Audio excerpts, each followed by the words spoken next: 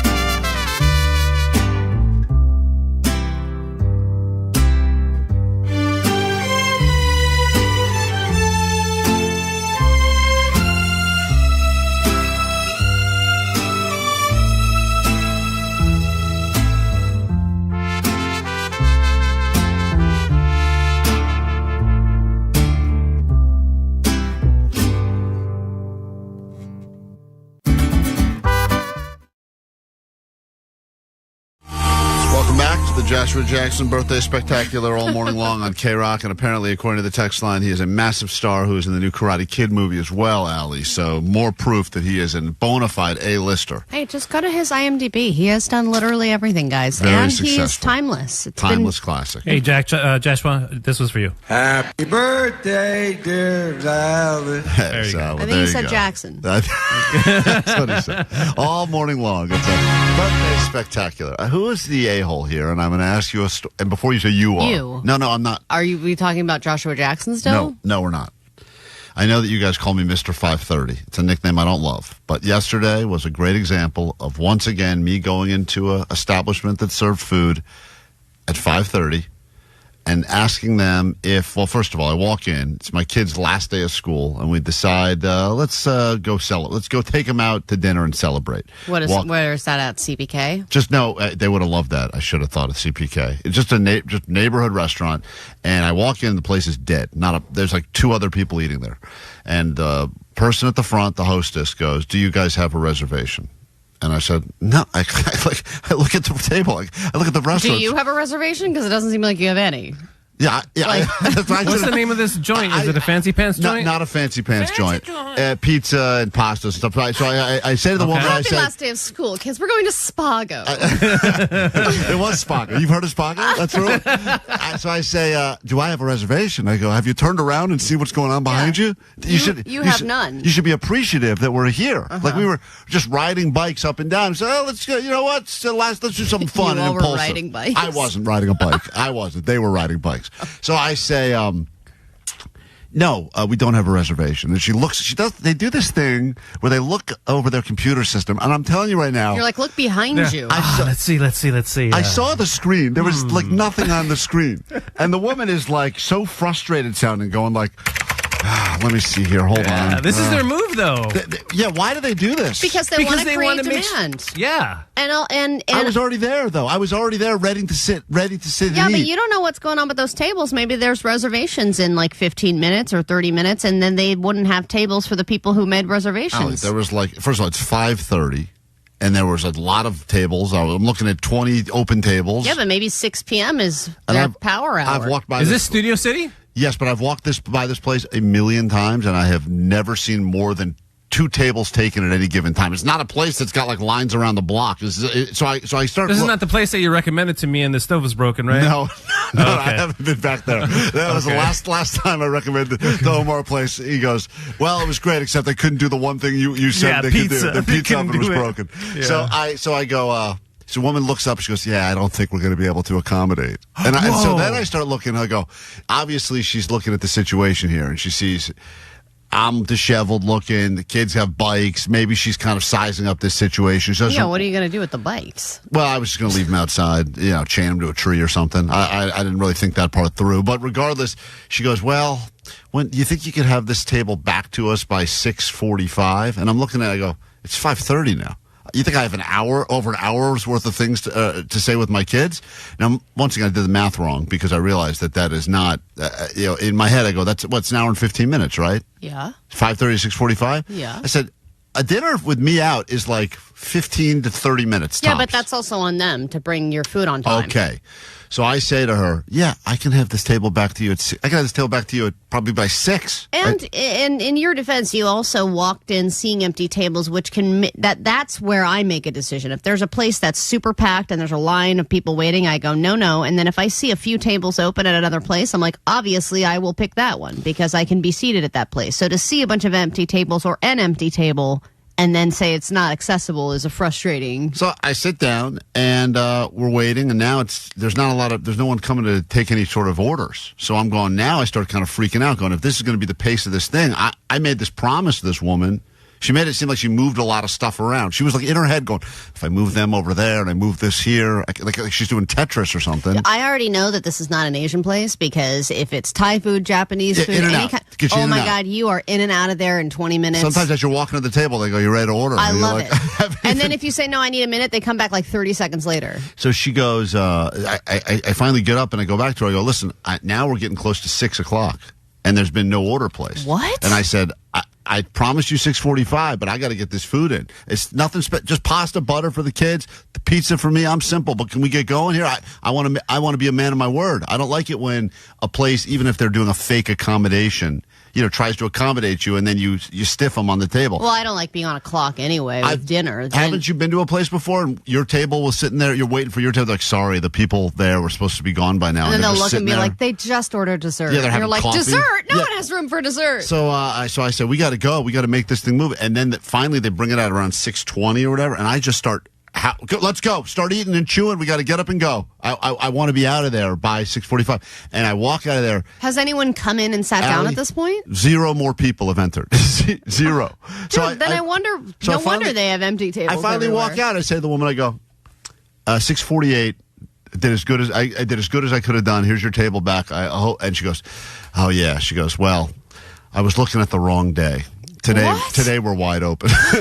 Oh my God! So then you just the most panicky meal ever. And then you're all like bloated and stuffed. I'm like chewing as I walk. It's like the most disastrous thing ever. And then you had to get on a little kid's bike on the way home. I did pedal back on the little bike. The training wheels help. We take a quick break. Allie's got $100. It could be your money, and a very special celebration to celebrate her 1,000th listener-generated theme song. Will it be this one? She says she's into girls, but she's also been with dudes. She once pooped in an alley and picked it up with a dog bag, which was weird to admit. And she's got some wonky boobs. So let's find out if Allie knows the news. Blah. There are... Man, people really overdo it for over these anniversary ones, huh? 50 new theme songs that we can pick from when we get back from this break, and $100 of Allie's money could be yours. Call now, win next on KROQ. Welcome back to KROQ's Summer Session. Today's lesson, how to win free stuff without doing any actual work. Attend every hour from 9 a.m. to 6 p.m. to score a 4-pack of tickets to Knott's Berry Farm, explore Ghost Town Alive, and rock out at Knott's Summer Nights, a can't-miss after-dark party. For extra credit, go to Knott's.com, get a 2025 season pass, and study thrill rides year-round. We call it field work. Our dean calls it, please stop laughing and screaming in the parking lot. It's Knott's or it's not. This message approved by the Faculty of Fun at KROQ, courtesy of Knott's Berry Farm. How in the world? Postmaster Johnny has entered the studio now. You're going to see a lot of Postmaster Johnny today if you're watching on YouTube, because he'll be back in here in about an hour for Lie Day Friday, where we will get to the bottom of the dirty dishes that led to a whole kerfuffle here in the KROQ kitchen. So much so that every station was involved. Notes were sent. HR had to get involved. People's jobs were threatened. It was crazy, and I think it all began with one man named Johnny, but we'll figure it out officially when the lie detector man is in here. Right now, though, Johnny doesn't know. Chance for you to predict whether or not he'll know answers to very easy questions about money. Let's do it. Let's do it. Johnny doesn't know. Is this real? Oh, Johnny doesn't know. You can't use, like... Johnny doesn't know. Johnny doesn't know. Your groin? What did you say, groin?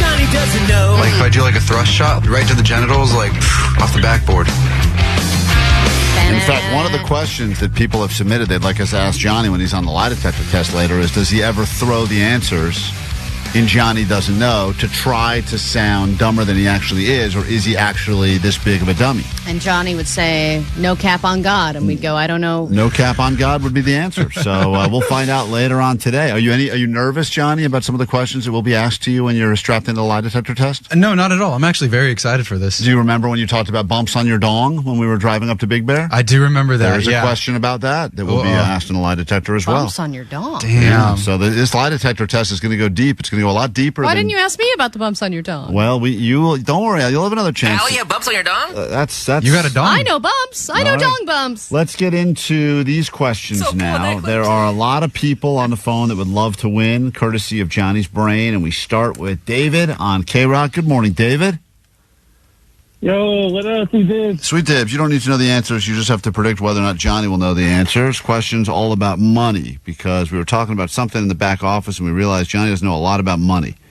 Doesn't know how money works, doesn't know really pretty much anything. So maybe he'll get these right and maybe he will not. Which famous person is on the $5 bill? Will Johnny know that, David?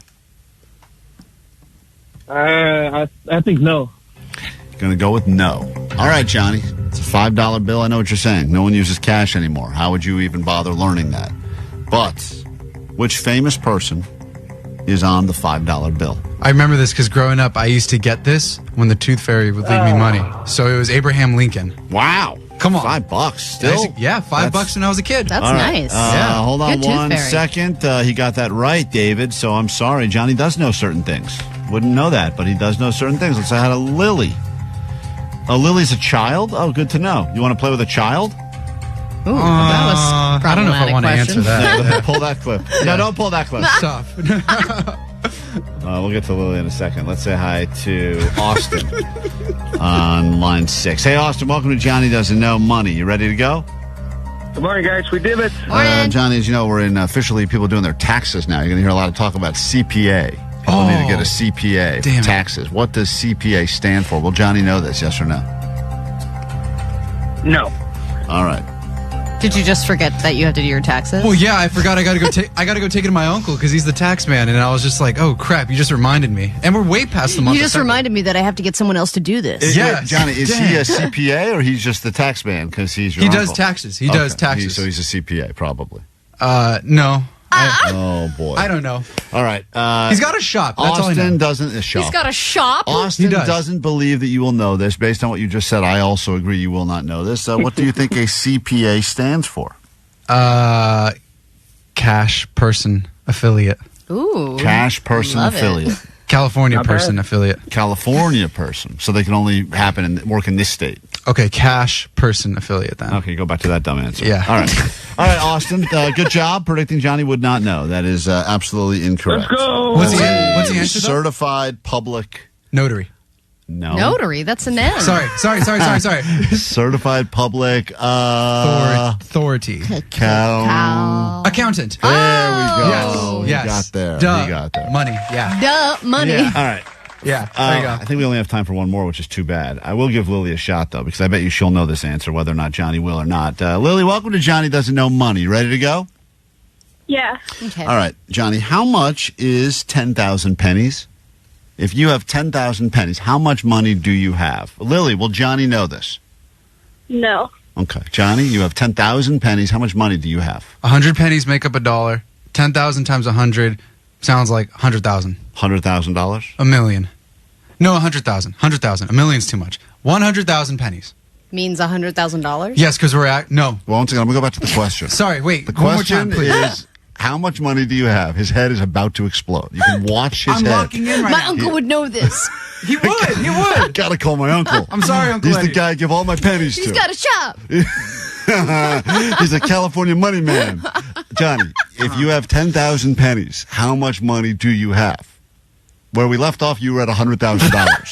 I just want to go back to where we left off. Sorry. Lily, don't say the answer, Lily, but do you know the answer?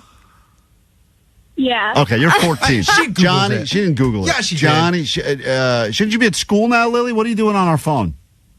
I'm going to school. Oh, going to school. Yeah, you're learning what happens when you don't go to school right now. Johnny, you have 10,000 pennies handed to you. How much money do you have? So if we have 100,000 pennies, then all we got to do is just really It's not multiply. 100,000. He keeps saying 10,000. It's 10,000 effing pennies. Lily, you said Johnny will not know, correct? Yeah. Okay. 100,000, 100,000, 100,000, 100,000. $100,000? 10,000. Damn, why is this so tough? No, 100,000 pennies to make up $1. Or what did you say? Again, it's 10,000. Johnny, 100,000 pennies is $1. Johnny, Yes, I know. This one's hurting. Can I have a pen and paper? Johnny, Sure. listen, you don't need a pen. To give him a pen and paper, I want to see what he draws here. Please, okay. Johnny, here we I'm go. going to start again at the beginning. Draw some pennies. Go ahead. Draw all 10,000 and then count. This is going to take a while, guys. Okay. let's Johnny, go. you have 10,000 pennies. How much Okay. money do you have? 10,000 pennies. 100 pennies make up $1. Uh-huh. Okay. I feel like we're just What moving next? the decimal. Wait. 1, 2, 3, 0, 0. You're adding zeros. Yes. Let's go $1 million. 1 million. You have $1 million. A million pennies. A million pennies to make up $100. No, What are that's you not saying? the question. 100,000. Wow, I might be. Well, God, man. this is tough. Lily, do you want to tell I Johnny? don't know how you've always had more money than. Lily, do you want to tell Johnny the answer? She doesn't know. See, she's googling it right Lily, now. what's the Don't know. answer? I don't actually know. See? What? Well, Thank you. It's $100. That's right. There you It's go. $100. Oh, I was close. 100, You were 100,000. not close. That's You You insane. said $1 million at one point. Hold on, Lily. I got a Hold little caught on, up. Lily. Hold on 1 second. All right, Allie. Austin got his right. Lily got hers right. I don't even know if Lily's old enough to win things from us. Yeah, let's go with Austin. But it doesn't matter anyway because Austin, you were selected. You'll be going tonight if you want to Rise Against and Papa Roach. Excuse me. Whoa. Pop remix. Or if you want, we leave Ricky Gervais at the Hollywood Bowl. Choice is yours. Yeah, let's go tonight. All Thank right, you, guys. cool. You're going to the Forum tonight. Enjoy that show. Johnny? That was tough, man. God bless you. Thank We'll God. be Johnny. He'll be back in the studio next hour for the lie detector test. You can rest your brain. I'm going to ask him again when he's back in here in an hour. for the lie Don't detector. do it. stop. I can't do it again. Yeah. I'm going to ask him again if, and I No. think that lie detector machine could explode.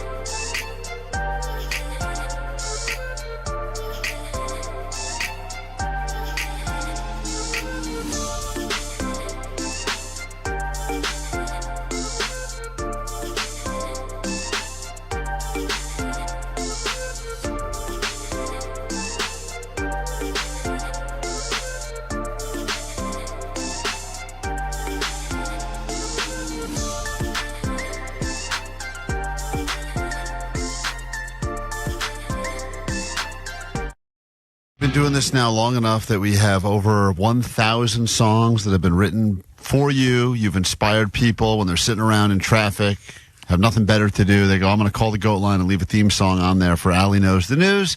And I don't know how this even began. I should have found the original one and played it. But sometime we just started doing this. Someone called, decided we needed a theme song. They sang it into the Goat Line.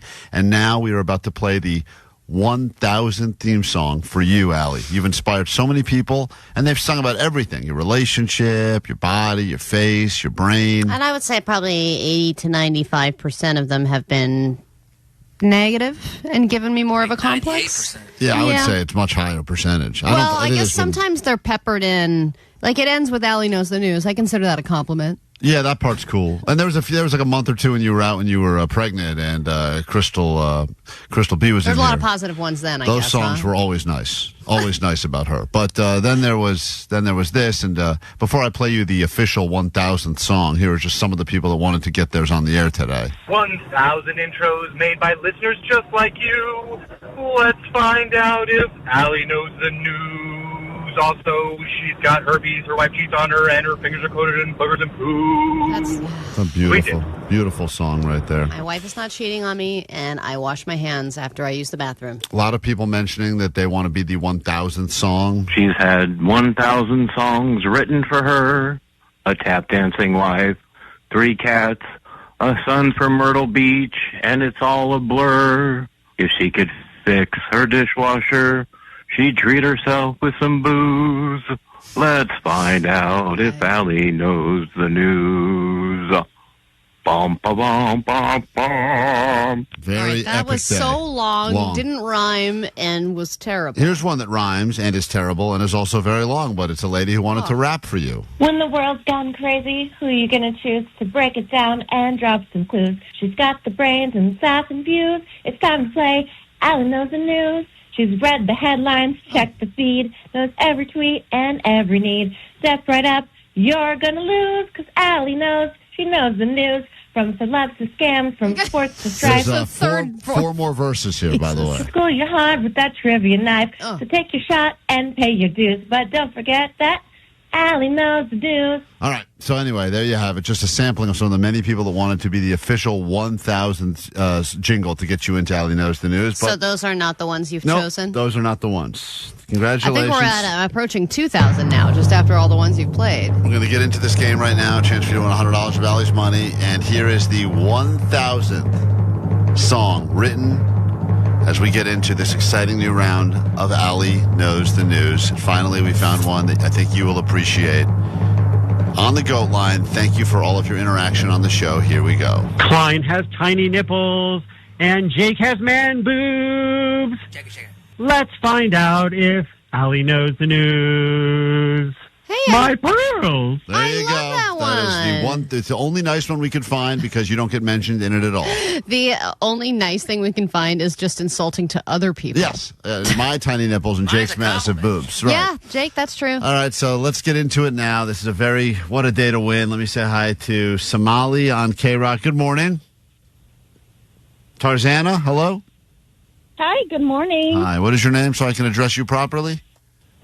Somali. Somali. Ali is going to leave the KROQ studios. As soon as she steps out of here, your questions will begin. Answer them quickly, confidently, and accurately. We'll score it together. Let's find out if Somali knows the news. That's right. We could just use all the same songs for you, Somali. Let's get out of here.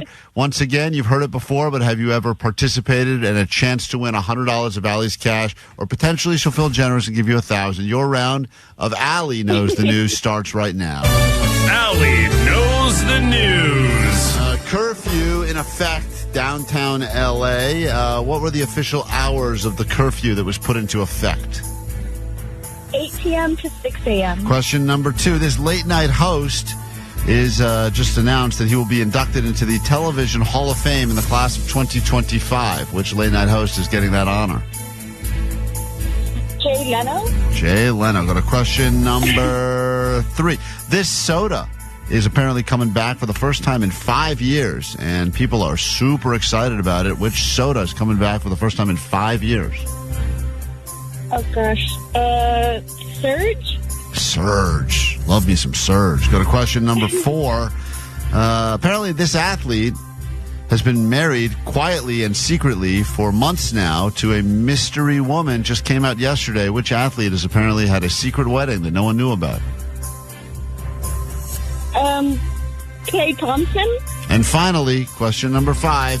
Kanye West is back in the news. He's changed his name yet again. What is apparently Kanye West's new name that he's changed it to? Is his choice? I'm guessing it's Yee. Okay, going to go with that. All right, let's bring Allie in and we'll score it together. See how you did. It's never easy when you're battling live on the air for $100 of Allie's money, but she's paid thousands of dollars, and we've heard thousands of songs, and now everybody wins, and she's back in the studio. You're battling. It's regular Allie battling some Allie. Here we go. Question number 1. Allie, curfew went into effect in downtown L.A. What were the official hours of the curfew? Oh, I believe it was... I think it was 9 p.m. to 6 a.m. Oh, man. Yikes. Not a good start for you. You know who got it right? Somali got it right. 8 p.m. 8 p.m. to 6 a.m. were the official hours of the curfew in downtown L.A. That means you're down 1 early, and we go to question number 2. This late-night host is being inducted into the Television Hall of Fame, the class of 2025. Who is it? Letterman? She said Leno. See, I also would have thought it would be that, like, old, the older generation. But I'll say Fallon. It's not Fallon. No, definitely not. Conan O'Brien. It's all coming up Conan this year. So Conan is the guy who's... No one gets the point. We go to congratulations, Conan. Go to question number 3. Allie's still down 1. This soda is making a comeback for the first time in 5 years, and people are super excited about it. Cherry Coke. More specific. Diet Cherry Coke. That is correct. I will take that. That is the right answer. She guessed Surge, but apparently Diet Cherry Coke, if you're a Diet Cherry Coke fan, there's nothing like it. It's been unavailable for 5 years. Well, hold on. The judges are... She guessed Cherry Coke. That was clearly wrong. The judges are giving me thumbs down in the other room as well. Allie, I got to take away your point. Allie, I'm sorry. You're right. Thank you, Omar, for keeping this game honest. We go to question number 4. Somali's still up by 1. Here we go. The fact that you are not giving me a point for that is absolutely absurd. Well, Cherry Coke hasn't been gone anywhere. You said more specific, and then I gave you more specific. And that was right, and the first one was wrong. Right. That's Jake the Ace for you. God. Question number 4. Here we go. This athlete has apparently been secretly married for months now. Pass. Are you really not going to take I'm it not yet? going to answer. You're not going to answer this one? No, I think I'm just going to walk away from the game. You're going to have to pay her $100. $1,000 on the line. Oh, it's $1,000. Oh, wait, $1,000? Okay, wait. Yeah, that's what you it's said. Aaron Rodgers. Aaron Rodgers is correct, but you did say pass, so I got to accept your first answer. Aaron Rodgers is right. Oh, that guy is so weird, man. He just gets weirder by the day. Yeah, I know. And then everyone was like, well, we don't even know who he's dating. And then apparently the rumor was that he told some friend of his that who's dating a girl named Brittany with an I. Yeah, well, anyway, Aaron Rodgers has been quietly or secretly married for months now, as found out yesterday during NFL, getting ready for the new NFL season. Here we go. Question. Now it's tied up. We go to final question. Let's see how you're doing. Kanye West has officially changed his name yet again. What is the name that Kanye West would like to be referred to I as? think he added a yay. So it's yay. Okay. Yay. Yay. Keep saying it. She said yay or ye, and he's going with the absolutely correct, Allie. The double, the yee or the yay. Diet cherry yay. And diet cherry. Wait. Kanye. I need clarification here because it sounds to me that Somali was right as well. She only said one. And he was so it's a double yay, it's a or double, is just he's going double yay. He's going double. Yay. Got it. First Okay, I name thought it was yay, just an extra e. Last name yay. Yeah. So Got it. he wants to go yay first, last yay. What a d-bag that guy is. Sure is. Well, listen, that was a fascinating round. It went all over the place. Somali, you put in a good effort. Unfortunately, you have to shamefully admit something over the airwaves of KROQ now as Ali puts her $1,000 back into her pocket. Go ahead. This is Somali from Tarzana, and Ali knows the news better than me. Thank you for playing. Tomorrow morning, you'll have another shot at Ali's money, and thank you for all laughing at me? Yes, she is. As appropriate What a answer. loser. That's a point.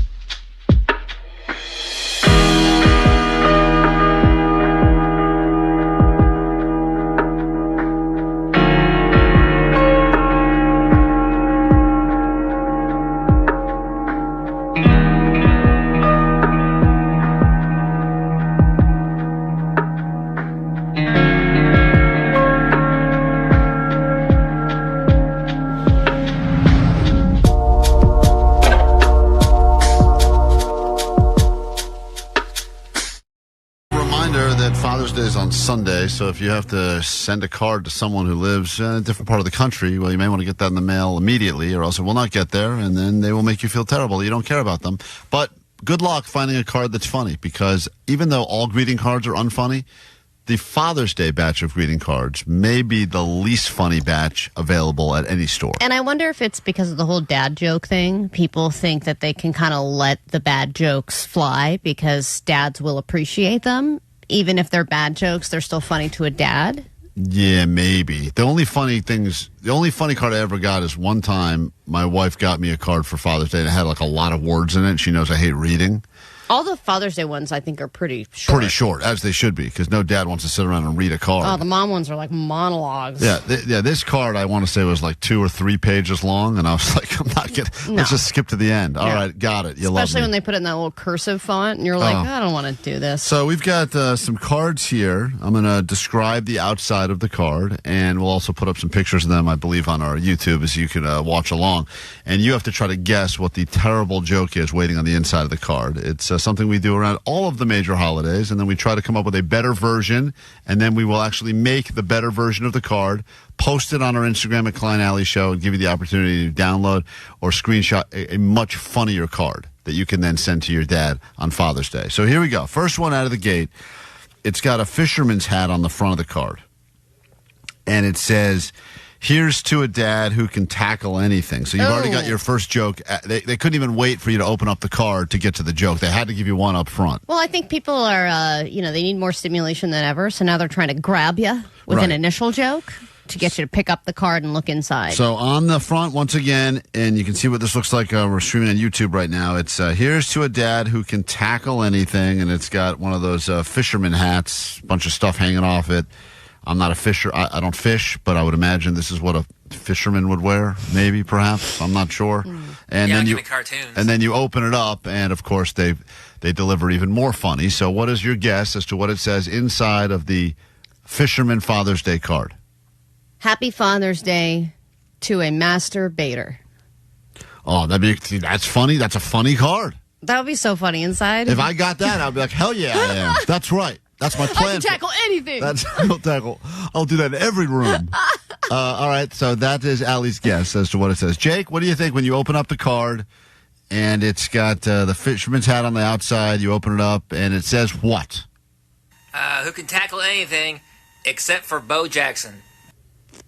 They're going to make a very dated sports reference? Yeah, Bo Jackson is real good. Yeah.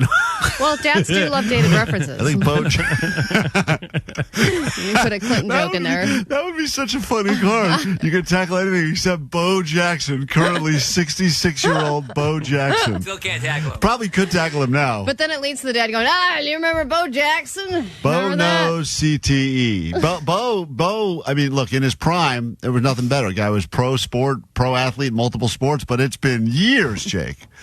All right, fair enough. Good. That's a great guess. All right, I hope you're right. That would be so funny.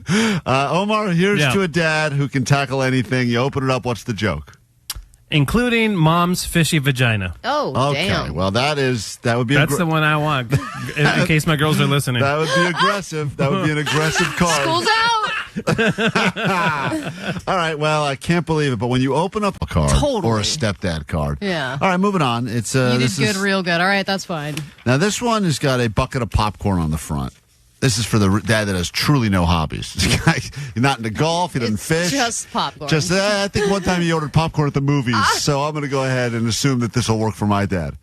And it says on the front of the card, "There's no butter pop than you." Oh, so they've already started the card with truly a just terrible pun, joke, dad joke, whatever.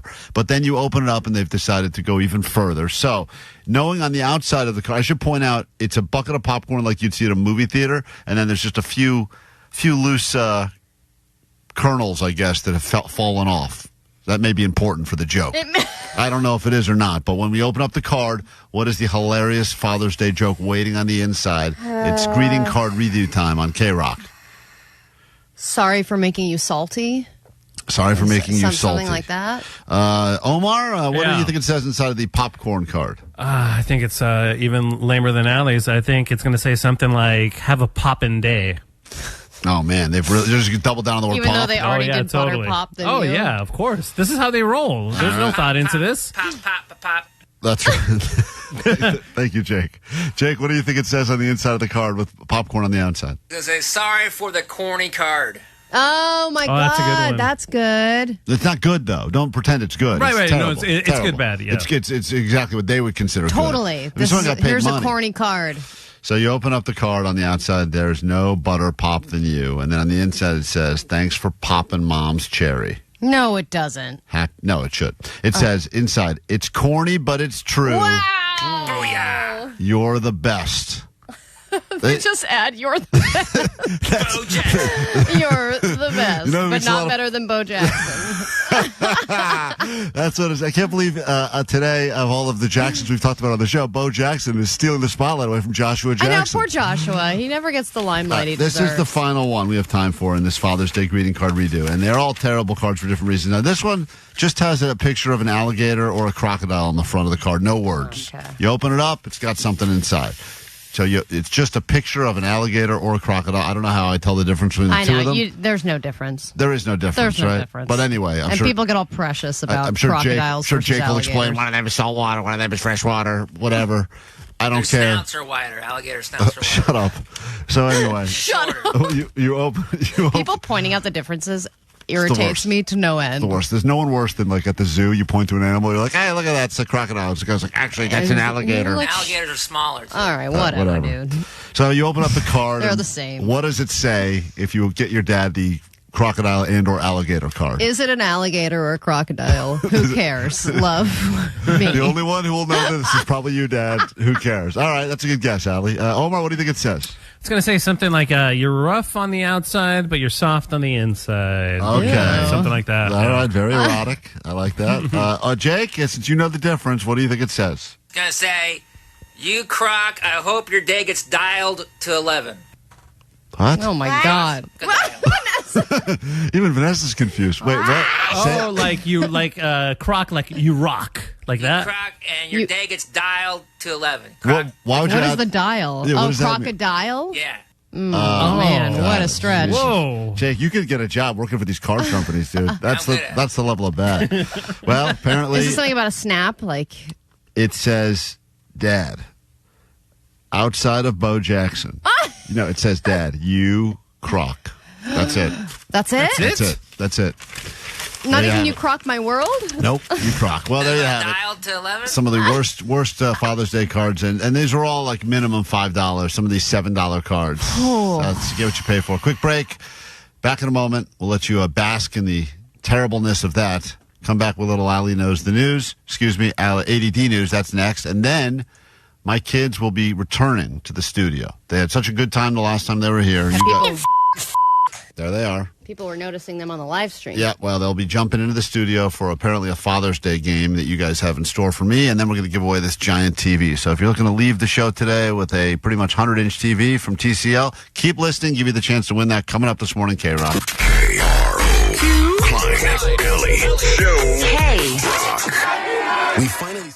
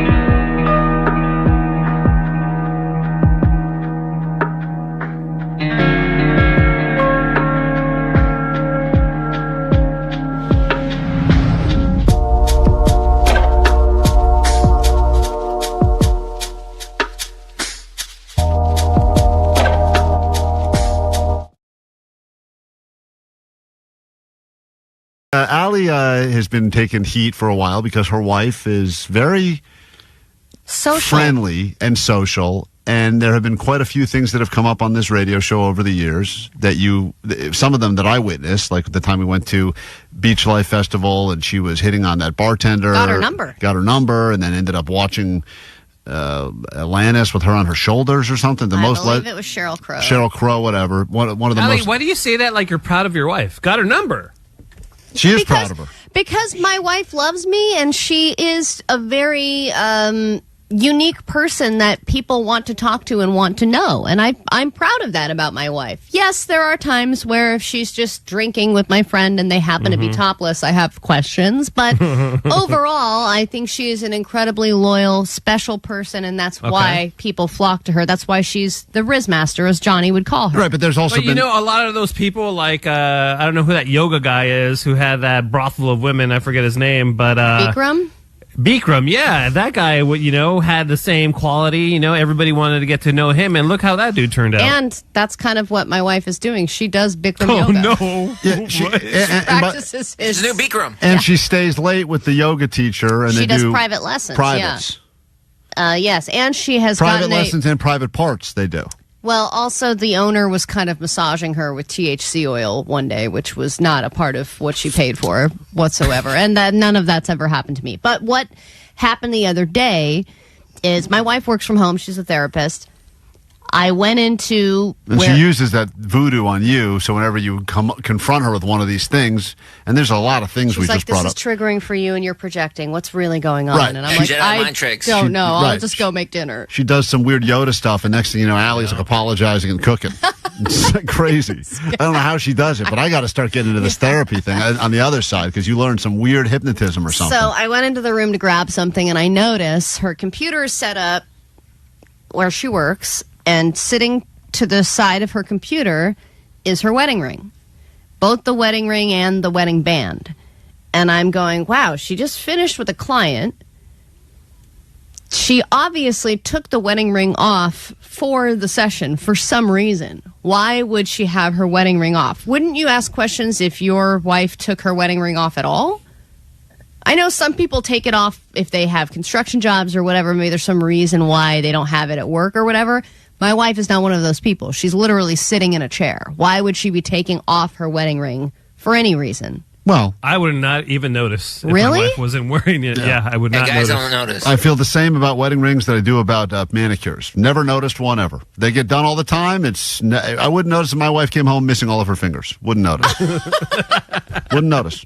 As long as her mouth worked. And she says, and she'll say to me things like, "Did you notice I got fingers? I got a manicure today," and I'll say, "Nope, didn't even know you had hands." So would it bother you though if you did notice? I would don't definitely know, bother you. I don't even really know if she wears the wedding ring or not wear the. I think it's all about if it goes with the outfit or something. What? Yeah, I don't think. Sometimes I think she has other rings on that aren't mine. Maybe she's married to other people. I don't know about. That doesn't bother you that then she's walking around and people don't know she's married? Listen, I know. I don't. First of all, I don't think wearing a wedding ring or not wearing a wedding ring matters at all anymore, because I think that sometimes people wear fake ones so they think they'll get hit on less, and I just don't think people care. I don't think anyone respects the ring regardless. No, I think they do, dude. I think you're wrong. I agree. You think people now... Oh, yeah, dude. I've been in situations where I've been in, like, talking or whatever, and then they notice the ring, and then they back off. Yeah, women notice. Guys don't notice. Yeah, I don't think guys don't care. Maybe that's what it is. Guys don't care. Girls care. Right. They're like, hey, is that wedding ring real? And then... So I decided to ask her about it because you guys are always in my head now about this stuff. And I just wanted to know what you think about her response, because she gave a few different reasons of why she didn't have it on. Okay, this is what Allie's wife said. I want to warn the country of some things that give me great concern. Okay, well, she sounds like it's been a long road, huh? This is a dangerous and that's a dangerous concentration of power. Okay, that's President Biden. Excuse me. Thank you so much. Well said. Hold on, I got to find this clip. What's this clip called from your wife? I'm trying to find it here. Here I can. Is it? Oh, it's cheating wife. Here we go. No, it's called cheating bitch. I've got it. Right. Allie's listen. This is Allie confronting her wife here. I wanted to ask you because I noticed something yesterday. I wanted to ask you because I noticed something the other day. What is all that noise? What are you wearing? Corduroys? You eating something? I don't know. We're in the kitchen. There's a lot going on. Is that Vanessa eating another piece of meat? As soon as I get home, I put a lot of things in my Sounds mouth. very loud. Yeah, go ahead. You want to ask her something? I walked into the guest room after you were finished with a client, and I noticed that your wedding ring was off and it was on the table. Man. What the hell? Wait. She She just literally just laughed in your face. What the? What a great... I mean, I'll tell you. Come on. You caught me. Get back to chopping. I noticed you were having sex with another person in front of me. All right. She didn't really validate. Isn't that what you're supposed to do? Validate? She's about to respond. Well, her Not first response validate, was but- cackling in your face. That was play that back. Yeah, I mean, that is wild. Okay. You confront her. I mean, it's a fair question. Why take it off? I walked into the guest room after you were finished with a client, and I noticed that your wedding ring was off and it was on. Oh, go away, you silly bitch. The table. Yeah, because I was cleaning it. I While made you sure. were working? No, I cleaned it. I don't know when I took it. I was cleaning it during one of Wesley's baths. Already weird, right? Story's getting What? That does not make sense. Her story has already changed. cleaning the table. I thought you said. By the way, don't you just let it soak or some BS She like that? said she was cleaning her ring, and that's why she took it off. But I'm like, while you were in a session, you were cleaning it? And then she goes, no, it was at a different time, and I just happened to put it there. And I'm like, what? I might have taken it off during work and then cleaned it while he was having a bath, and then before the fires. She's a terrible liar. Terrible liar. Wow, this is crazy. Okay. She's bringing up the fires now. Allie, does this not concern you? Well, it gets more concerning later. Happened. What? I made sure to put them back on my finger. Both of them were off. Right, because that would be the first thing that you make sure you put back on. Put your phone away. I'm just saying that it was sitting there as if maybe you have a client that, Oh, no. that you don't want to know is married, and then you take it off when you No. have their sessions. And No. I think I have done that before, though. Oh man! What? Jesus! Oh my God! Wait no a way! minute. Hold on. So your biggest fear is that she's got certain clients that maybe she doesn't want. She likes to, she's married. She likes to for some play reason. single for whatever reason. For whatever reason. And then she's like, but I have done that. Yeah. And I'm like, what? It's a great idea. I thought of it years This is ago. your opportunity This is the to walk away. Jedi. She's setting it up for the Jedi mind trick. Yeah, I hear it. This is the setup. You're absolutely right. There's like that weird thing You that's openly admit to it, you can't be held accountable. What am I supposed to do with this? She's great at this. She really is great at it, Allie. And it is crazy because all of a sudden, I don't even know whose side I'm on anymore now. Right. I think I'm on. It's genius. That's unbelievable. Cheating from faraway lands. I mean, she has never been. Limited edition Vanessa Tiny Towel. We will give one to you as we kick off a brand new hour of the show. We have very few of these, but we are giving them to you. Of course, it was designed and created by a listener that was a fan of the show that wanted to take something that happened on the air and make it a reality. And we've got some of these tiny towels. As long as you promise to use it for only PG fluids, you can have a tiny towel, and we'll give you one coming up the second Allie's done with the A.D.D news. And then we have a giant TV to give you. So tiny towels and giant TVs all week here on KROQ. But first, your news. Grab your Adderall. It's time for A.D.D News.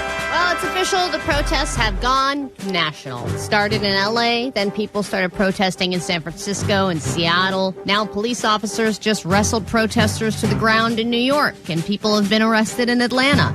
In Chicago, people were vandalizing cars, and someone drove their car through a crowd of protesters. I'm not sure if Trump is planning on making his presence known in any of those cities. It would cost a lot because they just tallied everything up with all the National Guard and military that entered L.A. It cost the government $134 million.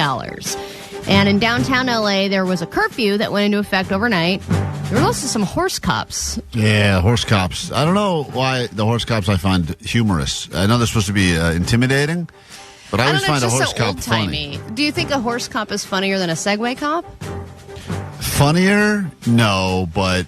Which one do you take more seriously, the horse cop over the I don't think they're Segway cops. Segways are usually used for security guards, right? Or like parking enforcement. But there's also, I see a random police officer on a bicycle sometimes. I You're do like, see the bike What cops. are you doing? Yeah, I don't know. Do I respect bike cop more than horse cop? I think Horse if cop? you can push the cop over and they're incapacitated, then you get less respect. All you have to do is push a cop over on a bike and run away. Yeah, I would argue that... try that. Yeah, Allie, that's good. You should definitely look into that. That'd be fun to I'd watch. probably get on a bike and also fall. I think that horse cop individually is funny, but a group of horse cops is also funny. But a little bit more intimidating. But yes, it is a weird... I mean, if you're getting chased down by a horse cop, I feel like that's probably scary. Yeah, watching all the horses in downtown L.A. was very Very strange looking. Bike cop is less. I think bike cop is the least intimidating. I would take cop on foot more scary than cop on bicycle. Yeah, because the bike cops, they wear those shorts. That's right. They do. They do and wear those the little shoes that click. Yeah, the clicky shoes. I don't think they wear the clicky shoes. Like doors. Yeah, and they do wear the helmets. Can't respect anyone in clicky shoes, right? Yeah. I think we're tackling the most important part of this topic right now, guys, for sure. Did you ever have a curfew? Yeah, I had a lot of curfews, but curfews were very. It was really annoying because my parents, I think, thought I was cool enough to try to like fight a curfew, but the reality is, like, I just didn't have anything to do. Yeah, you were doing your radio show in your bedroom. I was practicing radio. Like, now you come home by 11. Like, you've been home all night eating cereal. I'm playing radio You're upstairs. talking to the wall. I'm doing a fake radio show in my room. You're just high in your bedroom. Yeah, it's 7:30. You loser, get out.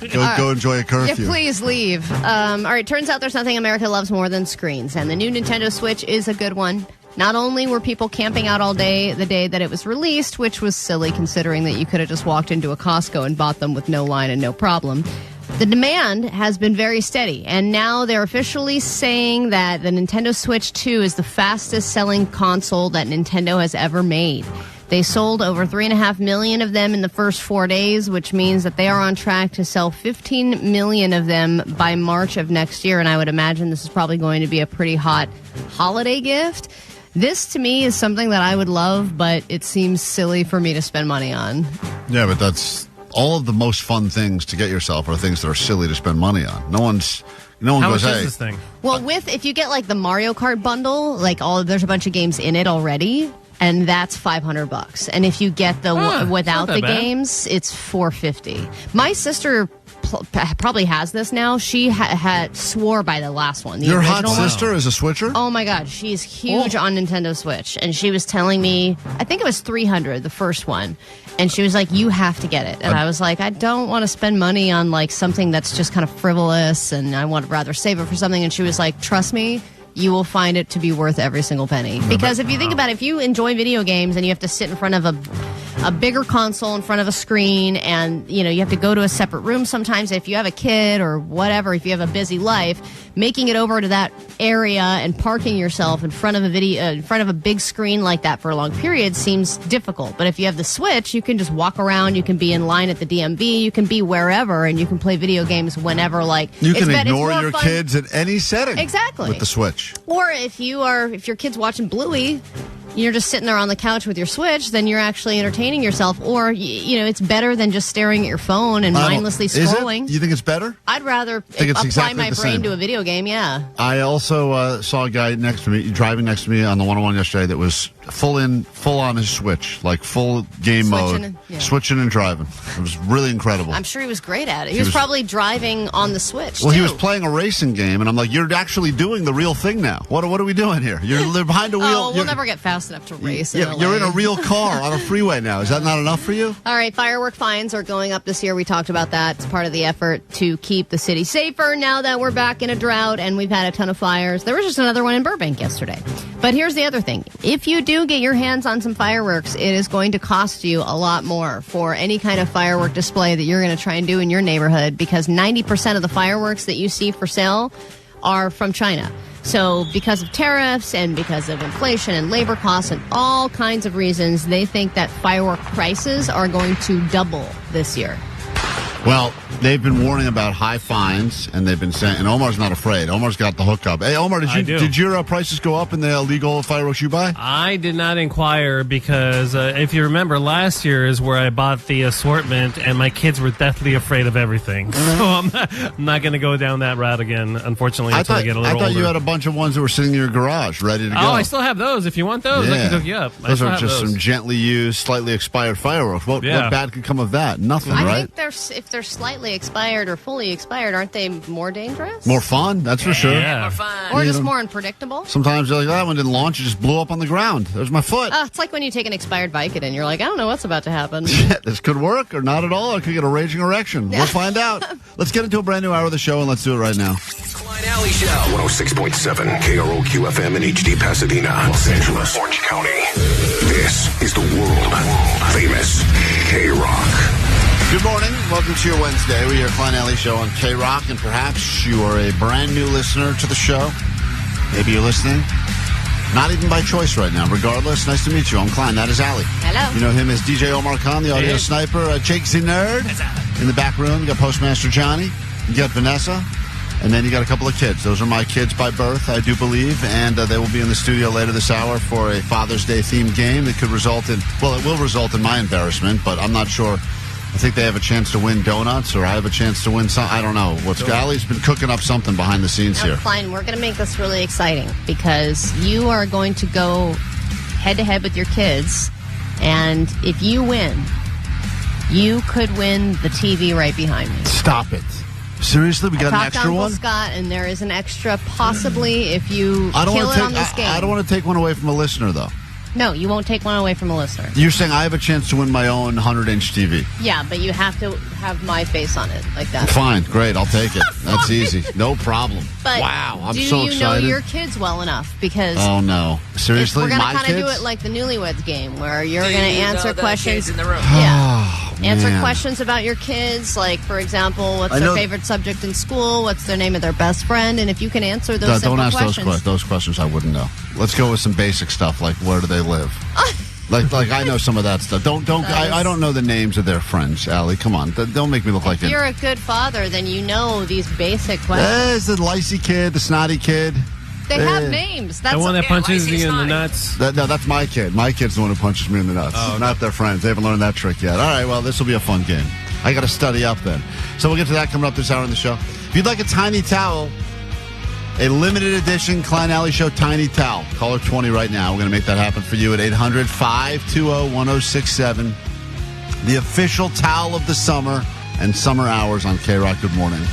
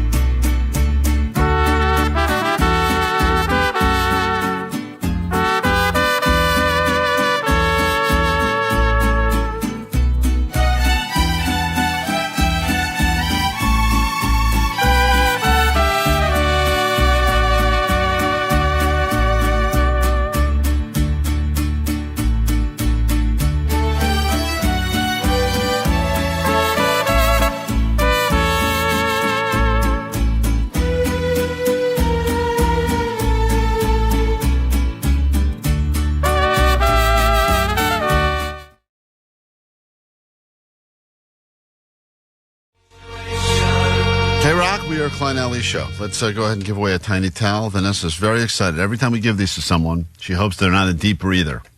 We go to West Covina, and we say hi to, hopefully you're a nice, clean lady. Hello? Hello? Hi. Oh, no, it's not. Hi, what's your name? Socrates. Socrates. You're calling because Yes, you would sir. like to be the proud owner of a tiny towel? Yes, sir. Why not? What do you plan on doing with this tiny towel that has Vanessa's face on it? Oh, I can't say much. I'd rather not say. Great. Okay, wonderful. Okay, he doesn't get the towel. He's caller 20. Stop, Socrates. I was going to... He's caller 20. I think his name is Secrete. He was just saying that's what he's going to do all over. Excuse me. That's not his name. That's his activity. He's Secrete. I was going to wash my Micro Machine cars. Oh. There you go. All right. That's what he calls his penis. Yeah, all right, hold on then. Socrates, you get a tiny Micro towel. machine. I got to tune up my micro machine. Hey, Alexa, you seem like a clean lady, right? Yes. Good. What are you planning on doing with the tiny towel? Tiny towel? I'm gonna... Oh, your phone keeps cutting out. All right, well, let's give it to Socrates. That's fine. It's good stuff back there. All right, let's... she was going down on someone. Yeah, is that what's going on? She might need it immediately.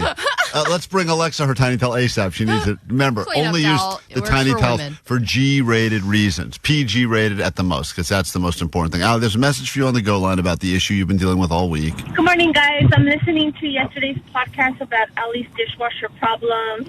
Allie, oh my God, just wash your damn dish. No. Just wash your damn dish. What's so hard about that? You're acting like it's the end of the world. Come on, girl. Get with it. Anyways, love you guys. See you. Allie lives in a house with 2 wives and a sink full of dishes, and they cannot seem to figure out how to get them clean because the dishwasher broke. Yes, and it was broken for over a week. I finally got someone to my place yesterday to look at it, which was a very long process to even get someone there. And then, what was I complaining about last week, Klein? The fact that the window, the delivery window... Oh, yeah, service window. No one respects the window. Nobody respects the window. I was given a window of between 1 and 5 p.m., and That's a huge window, too. 4-hour already a window. large window. Right. I got this phone call. Omar was in the studio when I received this call from a man named Sean, a Russian guy, and this was at 10:46 a.m., and he wanted to come over to my house. What is a good time for us to come by? Which is already... You've already made the window, right? The window is already clear. It's 1 to 5. The window was set at 1 to 5. Right, so then he calls you at 10 and says, when's good? When is good? Right. When is good? 1 to 5 is what you said. Oh, I thought that you guys had said 1 to 5 was the delivery window.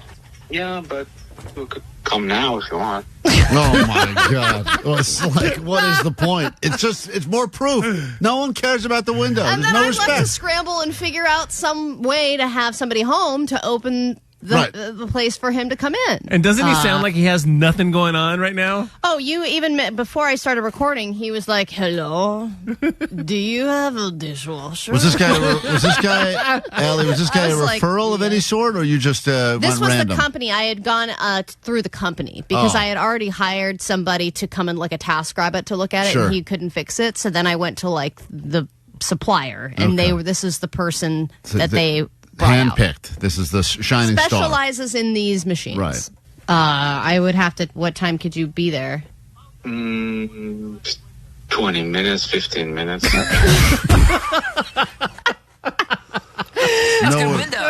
That's he gave you another window. And I'm like, I'm not even home right now. Right. Like, my wife she's working from home, but she's in a session right now. Can you come like at? Can you? all they have to she do open the door and forget about we're even there. Oh, man. All she has to do is open the door and forget we're even there. Right, but now, why didn't you say to the guy, "Hey, we agreed to this window. What's up? What happened to our 1 to 5 window?" I do confront him a little you bit. do? Okay, good. Right. Good. So we'll be there 20 minutes. I guess the delivery windows are kind of bullshit, huh? It's kind of, but when you have time, we have more time to work on your machine. Mm-hmm. Okay, yeah. I can have her leave the door open. Yeah, so we're gonna ring the door. She opens it up, show us where the machine is, and that's it. That's all she has to do. We're not gonna bother. It's like we are not there. So I'm just supposed to pretend like they're not there, and my wife's going, I don't know if I can do this. I have everything. and I have to come physically look at it, see what the problem is. But as you know, nobody could fix anything over the phone. Have to. Yeah, no, I didn't think you could fix it over the phone. Yeah, that would be crazy. It is crazy. It is crazy. It is crazy. This guy's great. Anyway, I will be inside your house. So this guy shows up, and he's 300 pounds, enormous man. Right. And he immediately identifies the problem, and he fixes it, and then he fixes an additional thing with the electric that I didn't even know was a thing. And he was like, you want to hire another person or you want me to fix it? I was like, can you fix it? You're here. And he was like, yes, and I'm free. Because I already paid like a one-time fee for him. Look at you. You love that. So he ended up being awesome. And I gave him some snacks and I gave him some soda water and stuff. Did you give him a tip? No, he left before I... Oh, my God. He left before I... He left before I... He guys stood there with his hand up for 20 minutes, and then finally leaves. Allie goes, oh, man. That would be crazy. There's another LaCroix.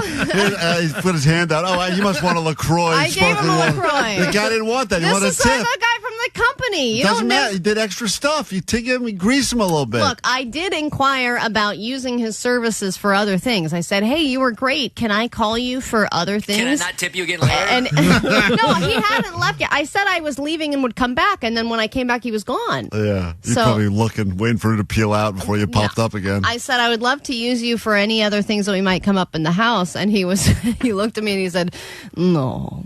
And I was like, okay. And he was like, I only work a dishwasher. And I was like, okay, well, I'm sure there's other, products by this company that we have that, you can help with. And he goes, okay, I go now. All right, well, there you have it. Successful day. So just because someone sounds a little shady on the phone doesn't mean they can't fix your problem, and he fixed it when nobody else could. Guy sounds like he was doing my impression from the Taken movie. It was like a good luck situation, and then he was like, I am going to be inside your house. Father's Day is on Sunday, and to celebrate, my actual kids will be in the studio next to make me look like a total ass.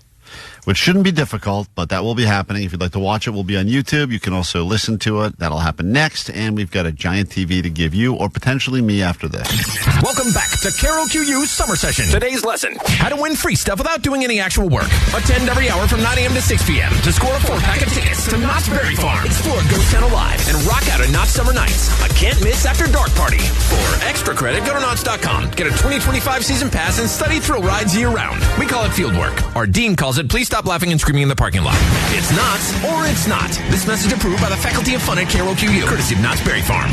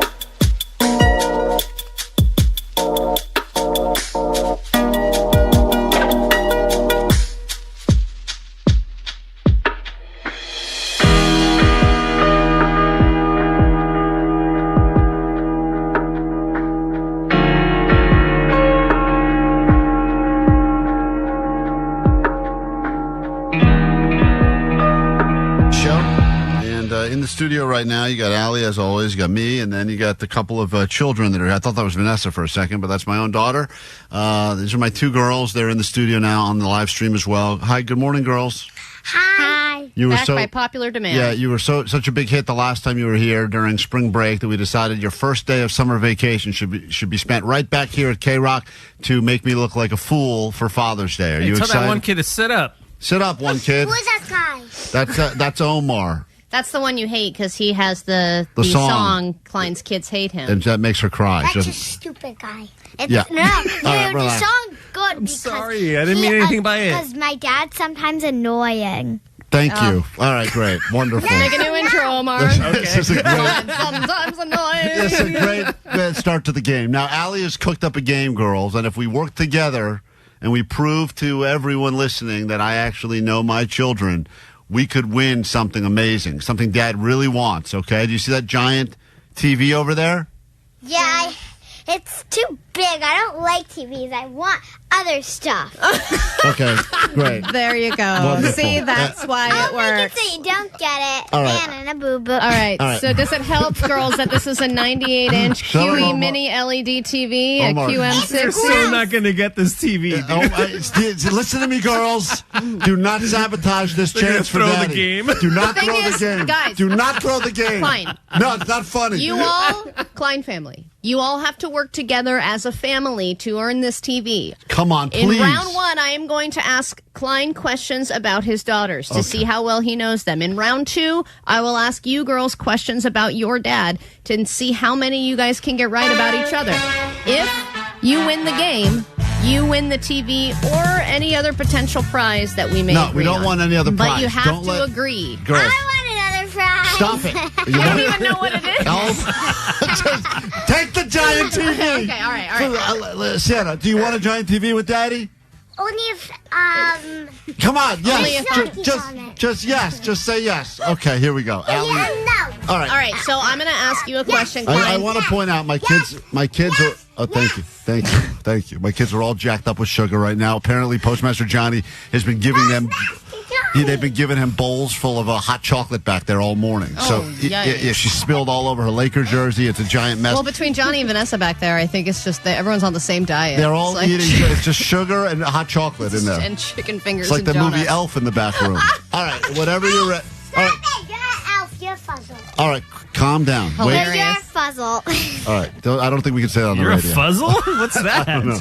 Don't worry about it. Guys, All right, that's your listen first to- question. listen- What is a fuzzle? Write down your answer. Listen to Glenn. Allie. My Okay. kid's in the studio now. Father's Day's on Sunday. I'm going to prove I know my kids. Girls, here we go. It's time right. for us to win. All right. Your first question, Klein, for your kids, what is their favorite food? Now, girls, All right. don't say anything Hold on. yet. Hold and on. Klein, write down your answer. Hold on. Wait, they have separate favorite. But, yeah, I have to- all right, hold on. Say it again. Don't answer yet. Girls. What is their favorite food? This This should be pretty simple because you're the one mainly feeding them every single day, and I'm sure if they have a favorite food, they've made it very well known. Okay. And so, are you writing it down? I'm writing it down. But listen, hey, girls, don't try to be funny here. I need a real answer. Okay, I'll do peanut. Stop. Last warning. That's a highly problematic favorite food. If you say it again, Sienna, you're also not on your microphone like we told you. If you say it again, you're gonna have to leave the studio. I'm not playing games Wow, anymore. what a punishment. All right, girls. We'll start with you, Olivia. What is your favorite food? Answer it honestly. Or else you can't win a I know prize you're either. thinking about throwing the whole thing out Do the not window. throw the game. What is your favorite food? Cucumber rolls. That's not. All right, Sienna, what's your favorite food? Never had that. She's never had that. Sienna, Go ahead, Sienna. what is your real favorite food? Mine? Yeah, go ahead. Pasta. Okay. All right, turn your answer over, Klein. I wrote mac and cheese and chicken. Chicken?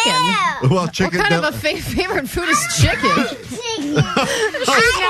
I don't like that. I like cucumber rolls. Now they're crying. All right, fine. Okay. So that one was question off. number That was two. that I thought that was an easy one. That was a practice question, I thought.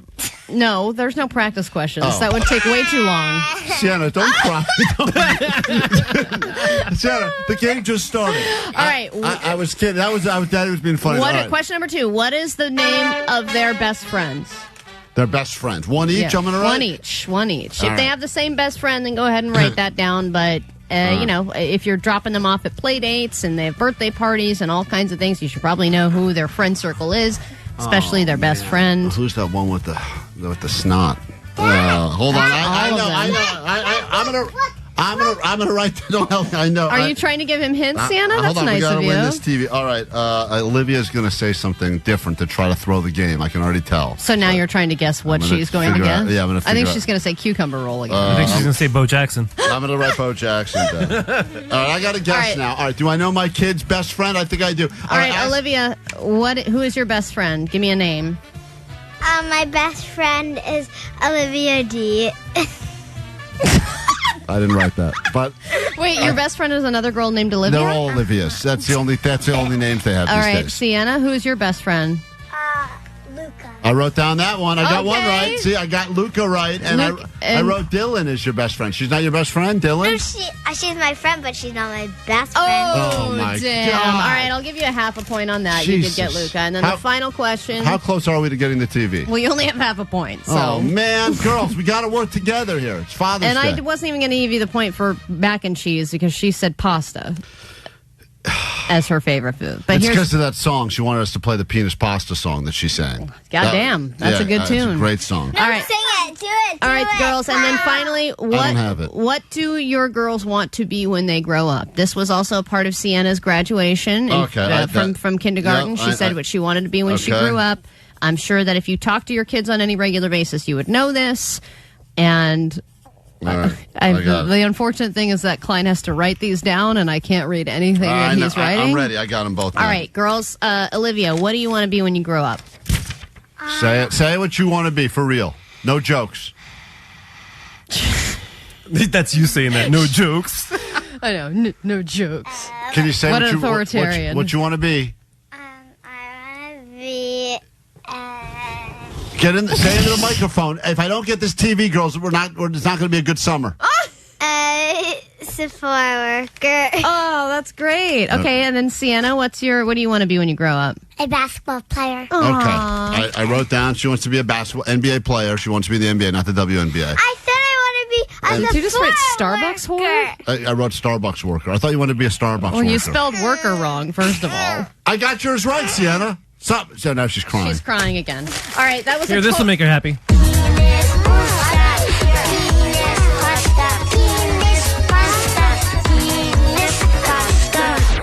All right. Yeah, that was a total of 1 point out of 3. You're not doing well. So Let's go to- Hold on. We got to play a song, and then we'll get to the second round. She doesn't even like us. You're doing cucumber rolls. She doesn't like that. Oh, you're literally making her kids cry. I'm not making them cry. Yeah, you are. I hate you. Okay. Oh, damn. I'm going to play that song? Hold on. No, I hate you. Play Okay. the song. Play the song. We're going to play this song. When we come back, round 2, it's going to all turn around, girls. It's going to be a Father's Day miracle next, Play KROQ. penis pasta.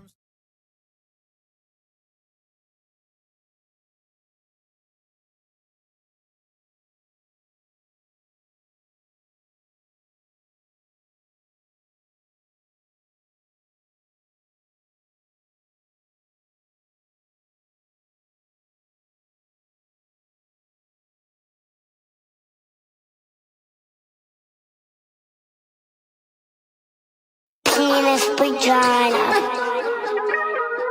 Penis vagina. Penis poop pee trailer. Hoopa. Hoopa.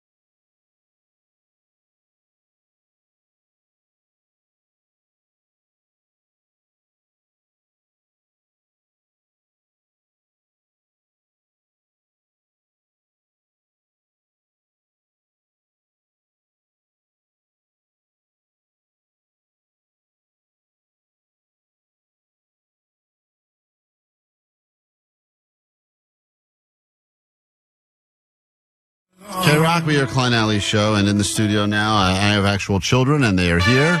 And it's time for some Father's Day fun. It's on Sunday, and Allie wanted to prove that I didn't know my kids, and she's asked me some questions. Round one didn't go great. Nope, you got 1 point out of 3. And how many points do I need to get to try to win this giant TV? You know what? I'm going to be really nice to you. 3 total points.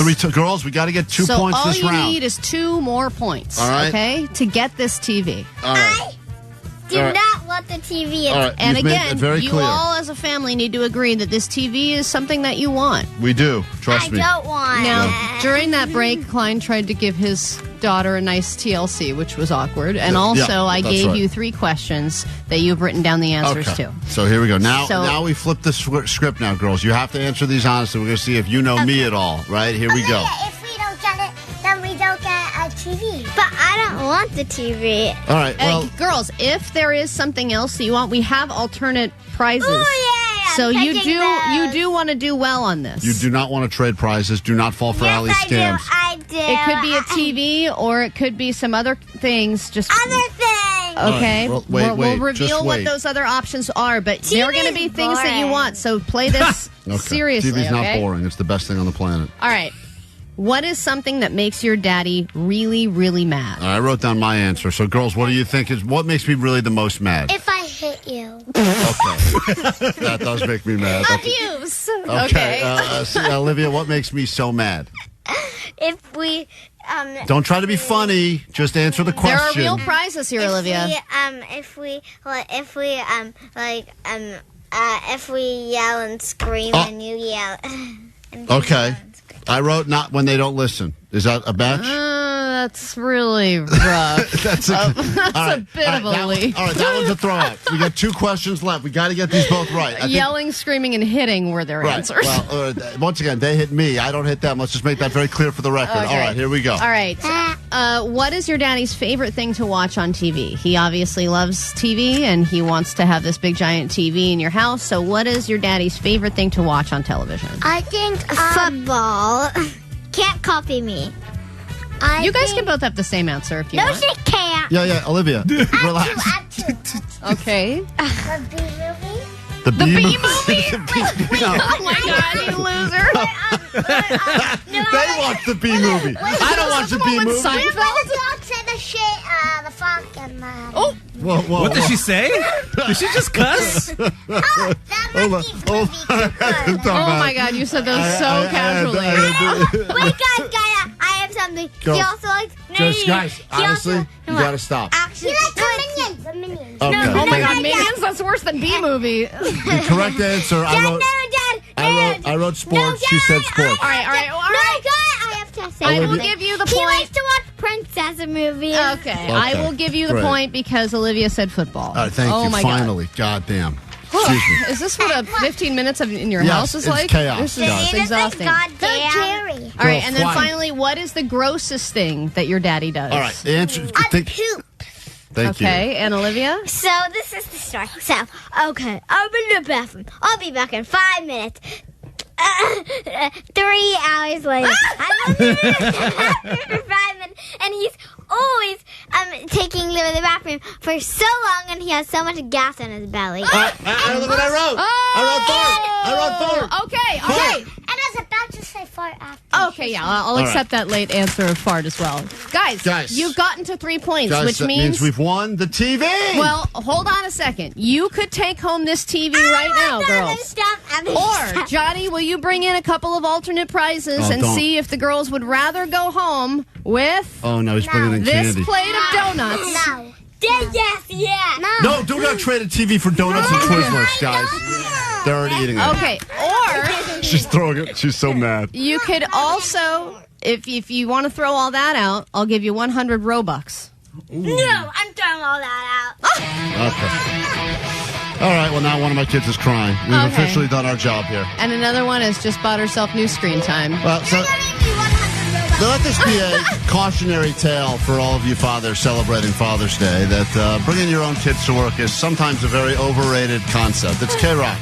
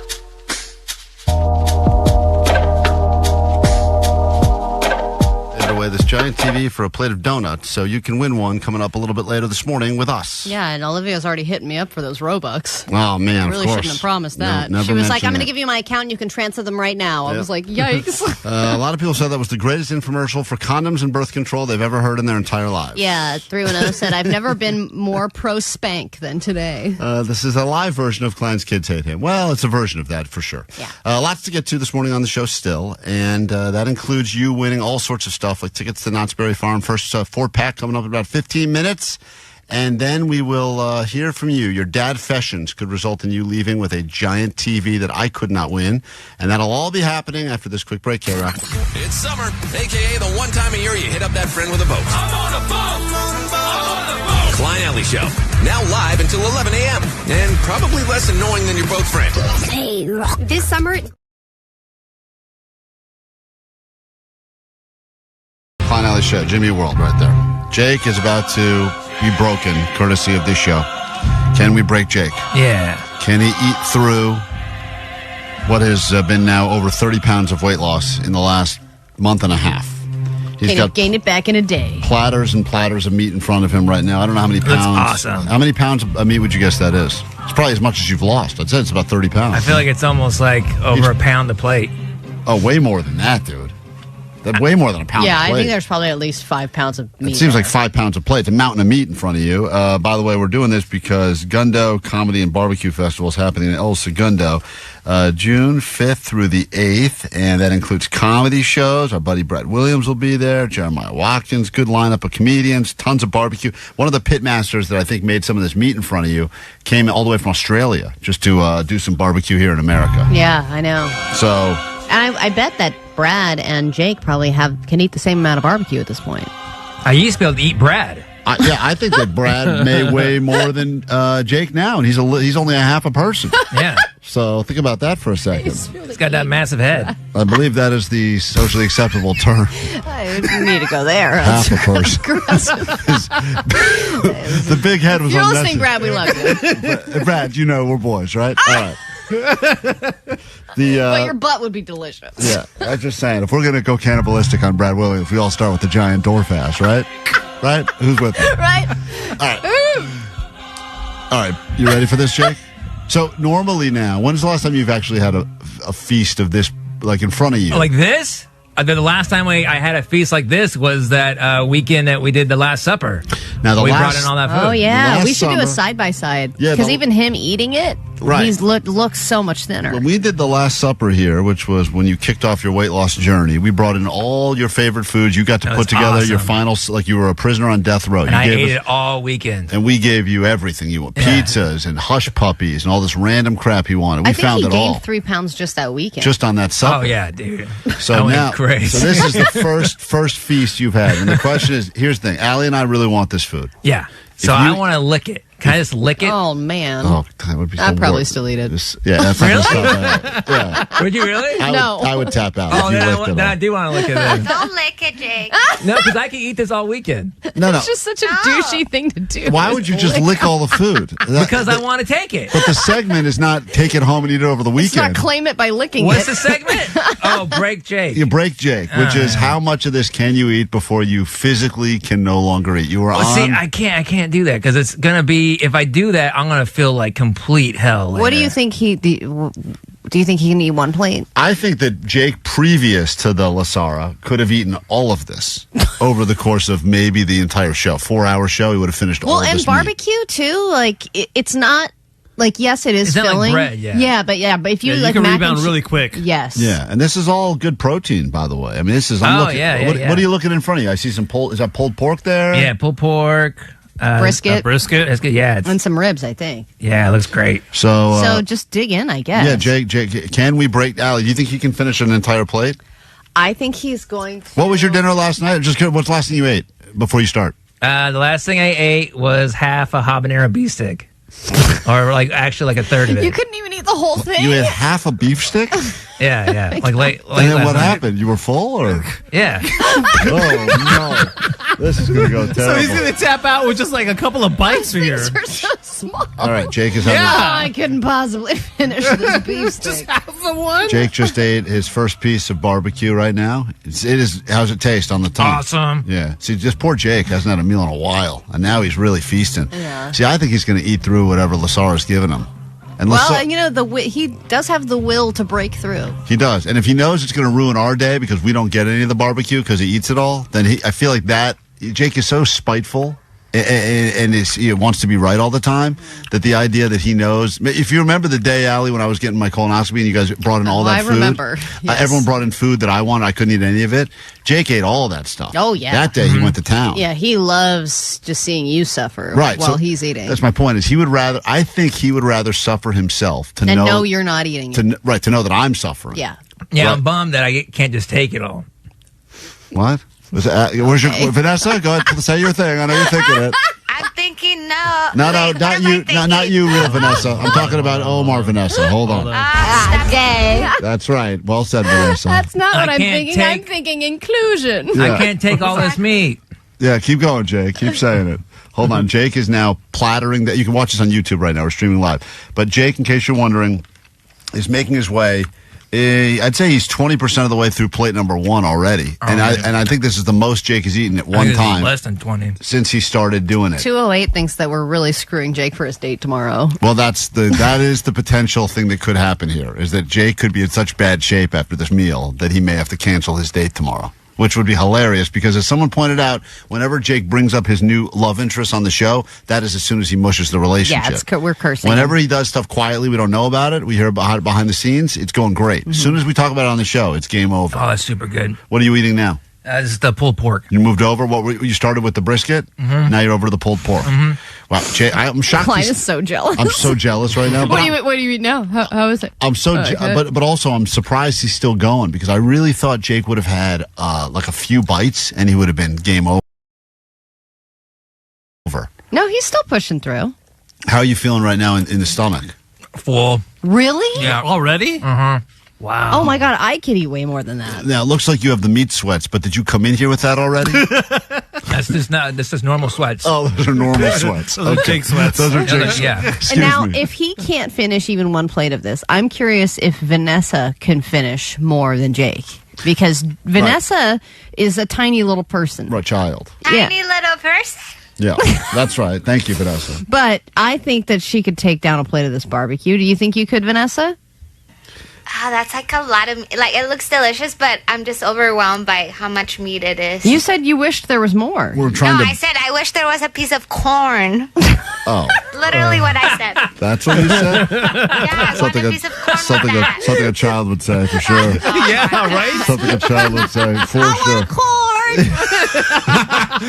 There's a big but giant. like the little salad ones? The little baby corn. You're presented with a giant platter of barbecue, and you go, I want corn. I want French fries. All right, guys.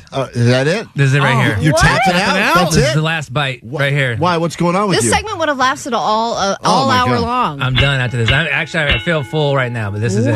Because it's so good. I'm going to take this one last bite. And That's a massive forkful, though. Uh-huh. There he is. Jake is done. He throwing the fork down. That means not even half a plate, Klein. Not even half. So sad. Wow. so sad. The Jake, Perfect. Now Klein and Allie can do it next. the Jake I used to know would have eaten all of this. He wouldn't I have don't left like any this of new it. Jake. I'm going to lick these plates, though. 310 says.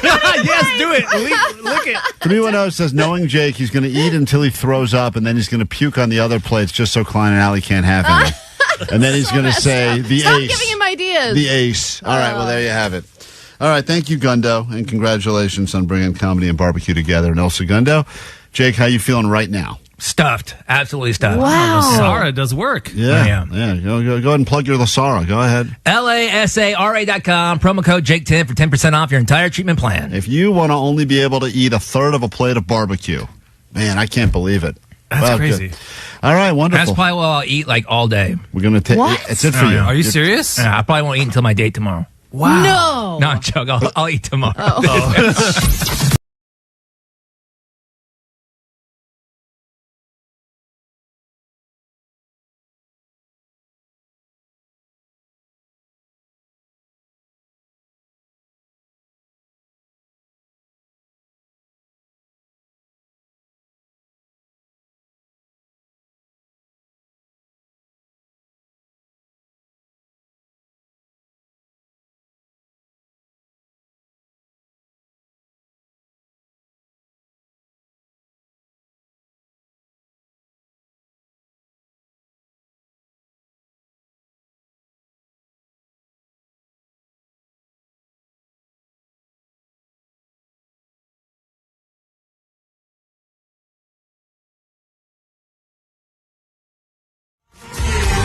Dad Fashions could score you a giant TCL TV later this morning on KROQ, and we got a 4-pack of tickets for Knott's Berry Farm coming up in about 5 minutes right here on KROQ. But first, Allie has your news.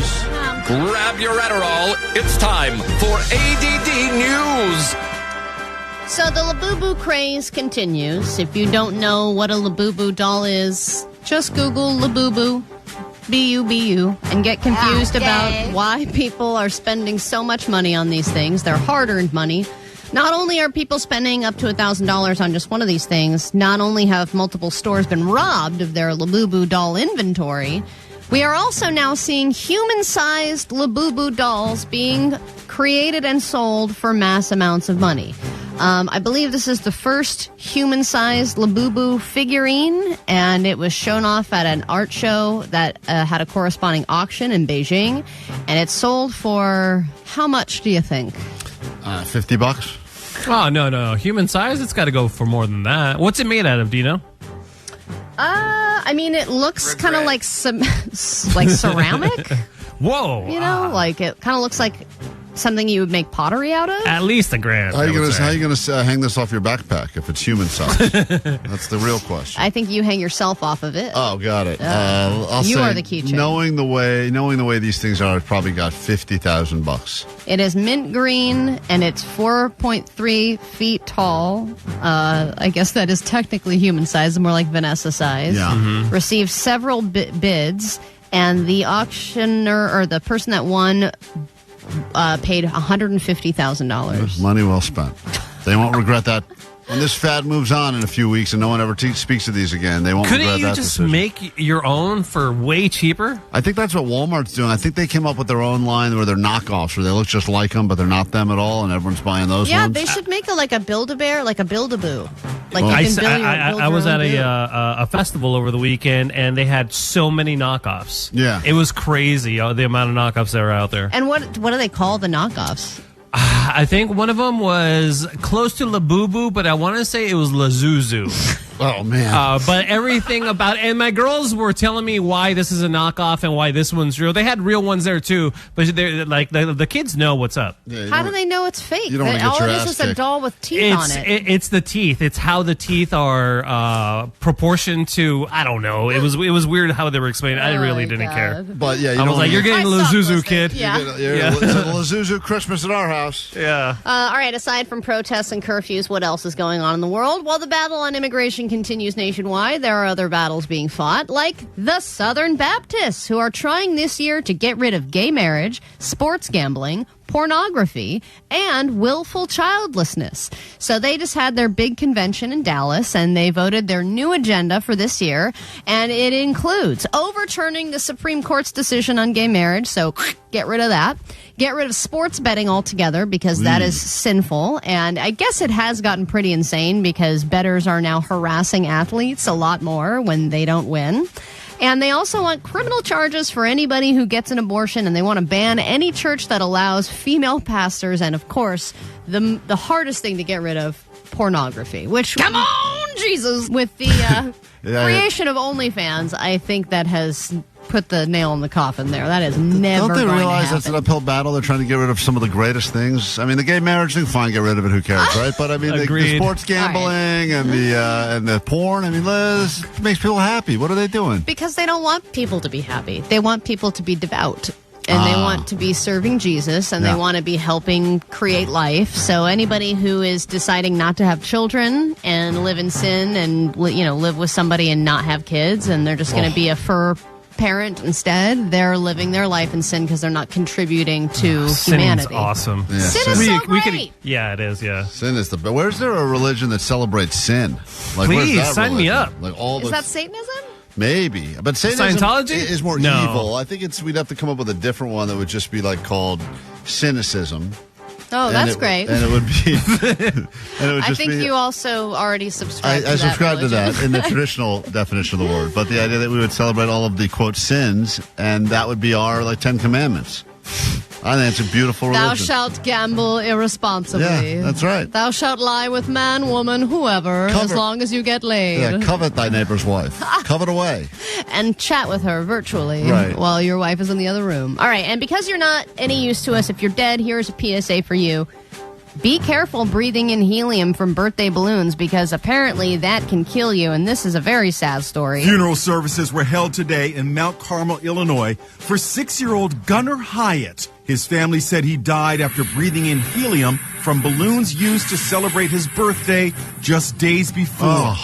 Days before, so it didn't even happen in the moment. Your lungs fill with helium instead of oxygen, and very quickly you do not get enough oxygen to your brain, which can lead to loss of consciousness and even death if you inhale too much helium.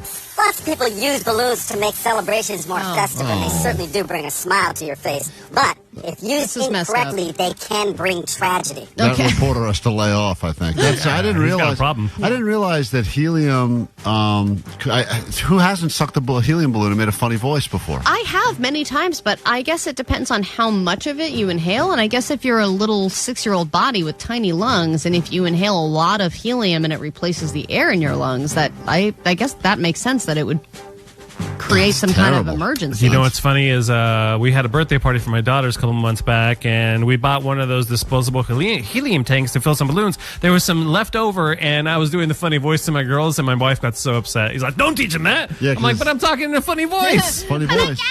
Yeah, it's hard. It's hard when you've already taken the helium in, and then you try to have a serious conversation about it. All right, I won't do it again. It's balloon time. All right, well, we'll get into a brand new hour of the show next. Caller 20 800-520-1067.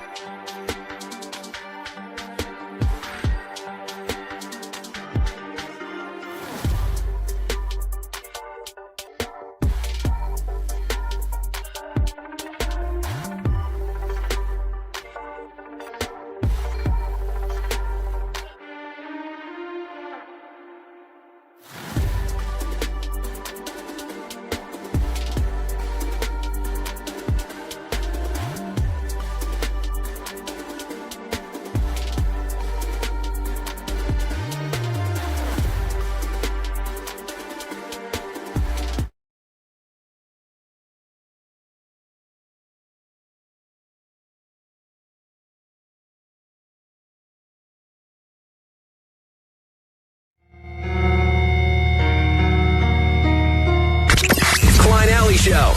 106.7 KROQ FM in HD Pasadena, Los Angeles, Orange County. This is the world famous KROQ. Good morning. Just after 9 o'clock, KROQ Klein, A.D.D Show. Summer hours means we still got a lot of show to get to, so go nowhere. We'll be on straight up live through 11. Then you get Nicole Alvarez, 40 minutes nonstop KROQ. Is that continuing? Who knows? I keep asking the question. No one has the answer, so we'll just keep saying it. And then, of course, tickets all over the place, including right now, a 4-pack for you to go to Knott's Berry Farm this summer. There's no better place to soak up the California fun and sun like Knott's Berry Farm. Tickets at Knotts.com. But you don't have to worry about that if you are caller 20 right now and every hour straight up through 6 p.m. Going to pick up the winner in just a moment and give them the good news. But before we can do that, Allie, a lot of people have accused this show of potentially ruining their lives for different reasons. Usually it's because they either have us on too loud at their work and they get in trouble, or they quote something from the show and they have to go have a meeting with HR. This guy has another cautionary tale. This is a new guy that claims this show has potentially ruined his life. Sweet divot. So there's all this talk about getting in trouble with these word sayings from the show. This morning I rolled a stop sign, and as soon as the cop walked up to me, I said, "Me such a bad boy." He just laughed and then just gave me a few words, said, "Just be on your way." Oh. Right, just wanted to share this. Thanks, guys. That would be creepy, man. Imagine walking up and, "Me such a bad boy." Please get out of the vehicle. Yeah, I'll be on your way, sir. I'm not doing this exchange. That got that guy out of a ticket. So this show is not only ruining lives, we're also making lives better just by quoting dumb things from the show. And all you got to do is just listen a little longer, and you'll pick up a few phrases to work into your own life. Hey, Peck. Hi, good morning. Yeah. You are caller 20. Yes. Oh, my goodness. You make my day. Thank you so much. Thank you so much, and congratulations. You'll be enjoying a little trip to Knott's Berry Farm this summer, so have a good time. Thank you so much. Thank you. Thank you. Appreciate it. Thank you. Helium is bad for you. Yeah. Stay off the helium, kid. Didn't you hear the news? That's you. Oh no. Thank you. Okay, good. Making friends. That's what we do around here. Another life ruined. Conversations start well and end poorly. This hour we'll get into some petty claims court and much more. Thanks for starting your day with us on KROQ. Good morning.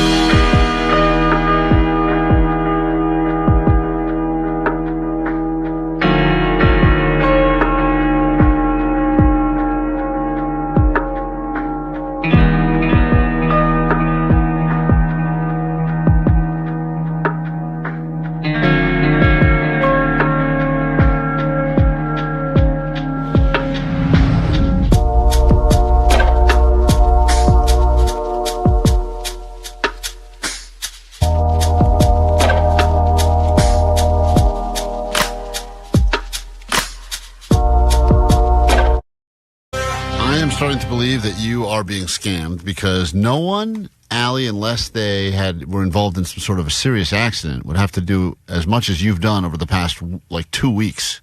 And I think it's actually kind of irony. It's biting you in the ass because you are the first person I know that came on the radio and very publicly spoke out against what you called big dentists. You didn't believe in flossing. You said you don't stand by it. It's a giant lie. It's the biggest lie we tell every day, and every year or two we go get a checkup. Oh, yeah, I'm flossing. They go, no, you're not. I'm just saying we need to start being honest with ourselves and with our dentists. Don't say, yeah, I floss when you don't floss, and we all understand that for the most part, we ain't flossing. Allie, for the third time in 1 week, has it been 1 week or 2?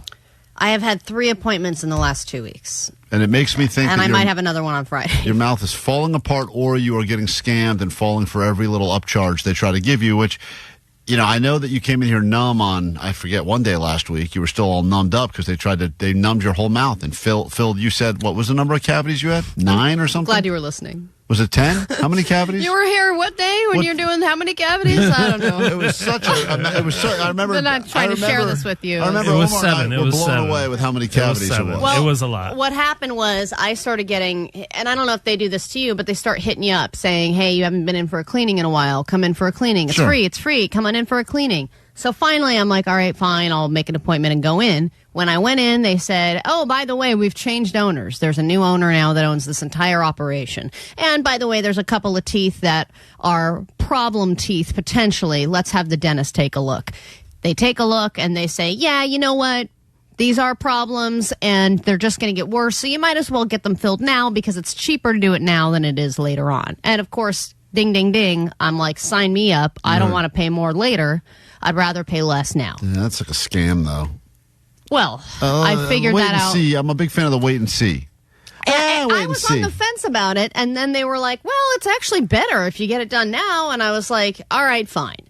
Somehow, when they're showing you all the graphs of your teeth, they apparently were showing me that I had 7 cavities instead of 2. I don't know where the miscommunication happened. Oh, my God. But they were like, by the way, you're getting 7 cavities filled. I said, I don't remember agreeing to that. That seems like a lot. And then I decided, you know what? I'm not an expert. I guess they are, and I'm here, and I've got the appointment, and they've got the numbing needle ready, so I guess let's do this.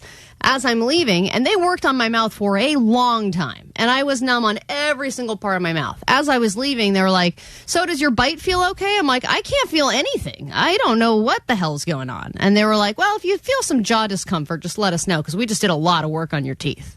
And I'm going, you just set the new dental practice record for most cavities in one visit. I'm one of those people who has had maybe 1 or 2 my whole life. So the fact that I have 7 now just seems a little ridiculous. But also the price was not that much, so I didn't even think that they were doing that much stuff. Then I start experiencing really bad pain in my jaw. My it's waking me up at night. I can't sleep. By the end of the show, my jaw hurts and my bite feels really weird. And like as soon as I ate ice cream, I got pain shooting through my mouth. Well, maybe that's why I got so many cavities. How much ice cream you eating? Well, no, I just had a little. What are you doing? A pint a night? No, there's a place by us that does Cookie Monster ice cream. It's great. That's for children. Yeah, my kid gets it, and I have a Cookie Monster too. Oh, boy. That's the problem. That's the problem. Yep. Here come the cavities. I go back in, they make adjustments, and then I'm in even more pain. And I had to go back yesterday, and there's a now this is the new owner coming in and introducing himself and saying, I'm going to make all your problems go away. I said, well, that would be great because I didn't really have problems before I came in here. Yep. And he was like, well, I could cure your jaw problems. I said, that would be great because, again, I had no jaw problems when I came in here. And he said, you know what would really make you feel better? Is if I gave you Invisalign.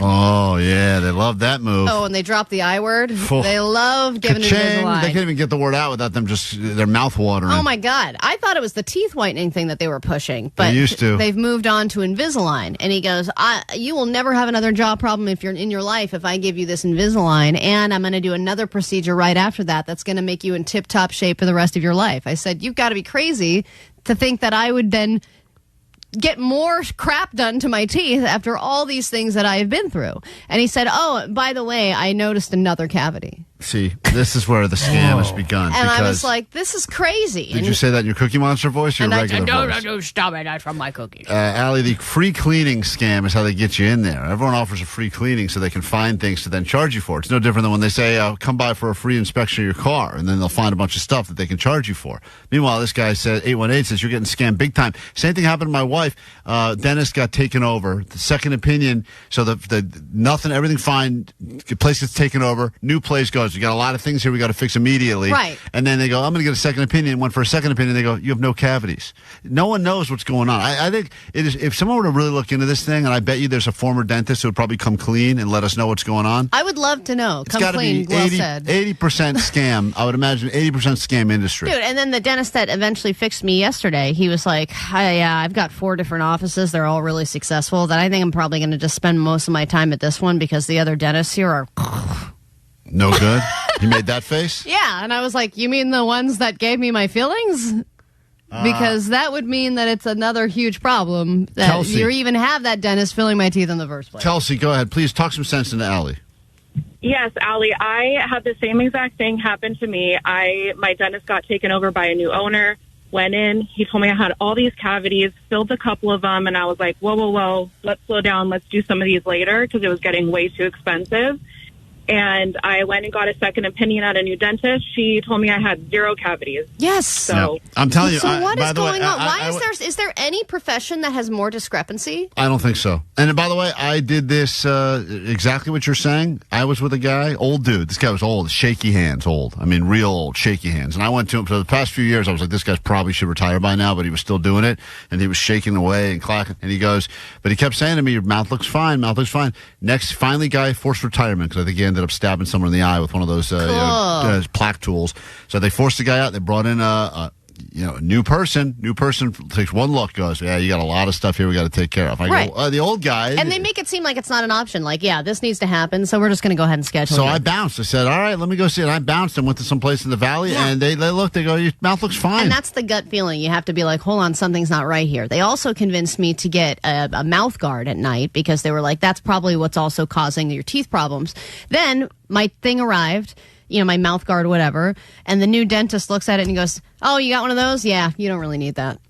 I was like, what? So I just spent $600 on this thing that you're telling me I don't need. That's why they put that because the other dentist said I needed it. So they put that giant heavy blanket on you so you can't actually get up and walk out. I know. You're just trying to leave and you can't because you can't move that heavy bib they put on you. I would also say that's the profession where every new dentist that you have will trash talk the old dentist. Oh yeah, they love it. There's nothing that they like better. Who did like, this? Who'd you go to before? You mind me asking? Yeah. Professional? Those fillings, they're crap. That's why they're falling apart, and you need hours. They never say like, "Hey, whoever you went to before did a great job. Your mouth looks great." Hey, Tammy, go ahead.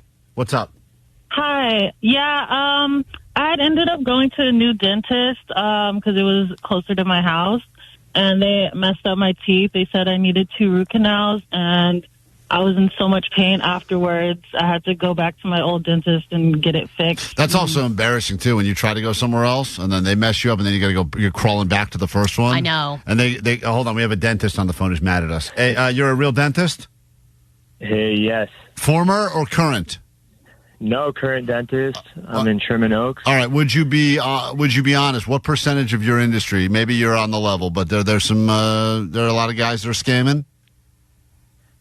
So yeah, I think it's something you may find in every industry.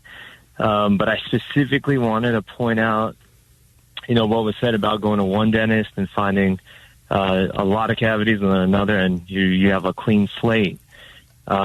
I think it comes down to how, the perspective of each dentist. Like sometimes one person is a lot more aggressive. They might find something really small and diagnose it as a cavity. Whereas at other times, other people will see that same thing and be like, no, we'll just keep an eye on it because it's, it's something very small. And so, especially when you go from one dentist to a new dentist, you'll find a totally different outlook. Mm-hmm. And it's all based on their own, personal, aggressiveness of how to identify. So you think they all truly believe that we need this stuff and it's not just for the sake of the scam? I think that's where the discrepancy lies, and you find a lot of people who are who they'll diagnose a lot more, and maybe they're also salespeople, like the Invisalign pitch they were trying to sell you. Exactly. You ever lose a bunch of money gambling on, like, let's say the Cowboys don't cover the spread, so you go in next week and you go, like, all right, I'm going to give out 6 Invisaligns this week. Got to do a bunch of cavities and root canals. You ever think that? Or yeah, or your rent gets increased, and you're like, yeah, I got to make up for this. Right. But as a dentist, do you agree that flossing is BS? No, flossing is very important. Yeah, there they go. That's the company line right there. Welcome back to KROQ Summer Session. Today's lesson, how to win free stuff without doing any actual work. Attend every hour from 9 a.m. to 6 p.m. to score a 4-pack of tickets to Knott's Berry Farm. Explore Ghost Town Alive and rock out at Knott's Summer Nights, a can't-miss after dark party. For extra credit, go to Knott's.com. Get a 2025 season pass and study thrill rides year-round. We call it field work. Our dean calls it please stop laughing and screaming in the parking lot. It's Knott's or it's not. This message approved by the Faculty of Fun at KROQ, courtesy of Knott's Berry Farm.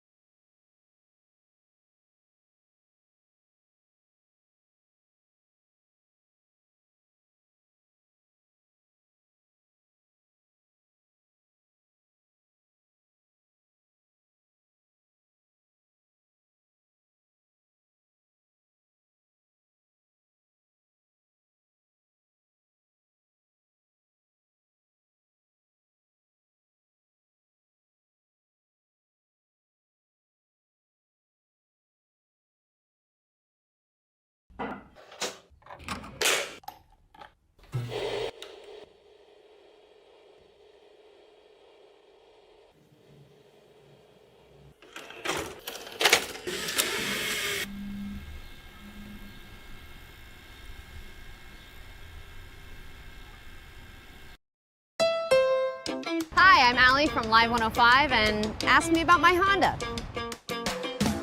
I bought my Honda new. It's a 2013 Honda Civic Hybrid. When I got this car, I was a dog walker and a house sitter in San Francisco, and now I am the co-host on a morning show called Kevin Klein Live. We were just talking about this. Don't throw me under the bus again. I end up driving the other guys on the morning show a lot because we go to the same places for events, concerts, appearances. I know every single one of you has been late to work because of car trouble, and I have to pick you up. And who's laughing now? Ah! No one. No one. That's the problem. Now that I'm a local celebrity, I'm interested in getting a brand new car. Wow. Did you take another job? I think I might look at the new Civic. It's a nice car. It is a nice car. Interior's cool looking. You think about it, there's better technology in the car than there is in our studio. Why don't we just work out of the car and not go to the studio ever? It's a good idea. And who knows, maybe I'll want to walk a couple dogs every once in a while, and I need a little space for that. I think there's definitely more room in the new car. What are you talking about? This is great. This car is so sleek. Smile. Got a little bit more of a sexier appeal than my other Honda Civic. Started this road trip with Allie and one dog, and now look at us. I've definitely got that new dog smell. It's got better visibility too, you know? Hi! Yes, I'm Allie. Is it Honda or Noah's Bark? I think I might look at the new Civic or possibly the CRV because there's a lot of space in there. You want to go in the car? Who got pinworms? I did. Look how big it is. Hop in. Watch your tails. Oh. Everybody ready? Look at that. Yeah. Nothing but space. This car has enough room for an entire morning show and all of our listeners. This thing actually accelerates really fast. Sometimes she's like race car Allie. This is totally legal. And sometimes she's like responsible adult Allie. You're having a good time, aren't you? And sometimes she's like probably shouldn't have a driver's license Allie. Oh my God. Someone tell me what that was. When I talk to my friends and family or anybody who's looking to buy a car, I always recommend Honda. I mean, I'm sold. You like the car too? Looking for a car you can ride to the top and still get love from your dogs?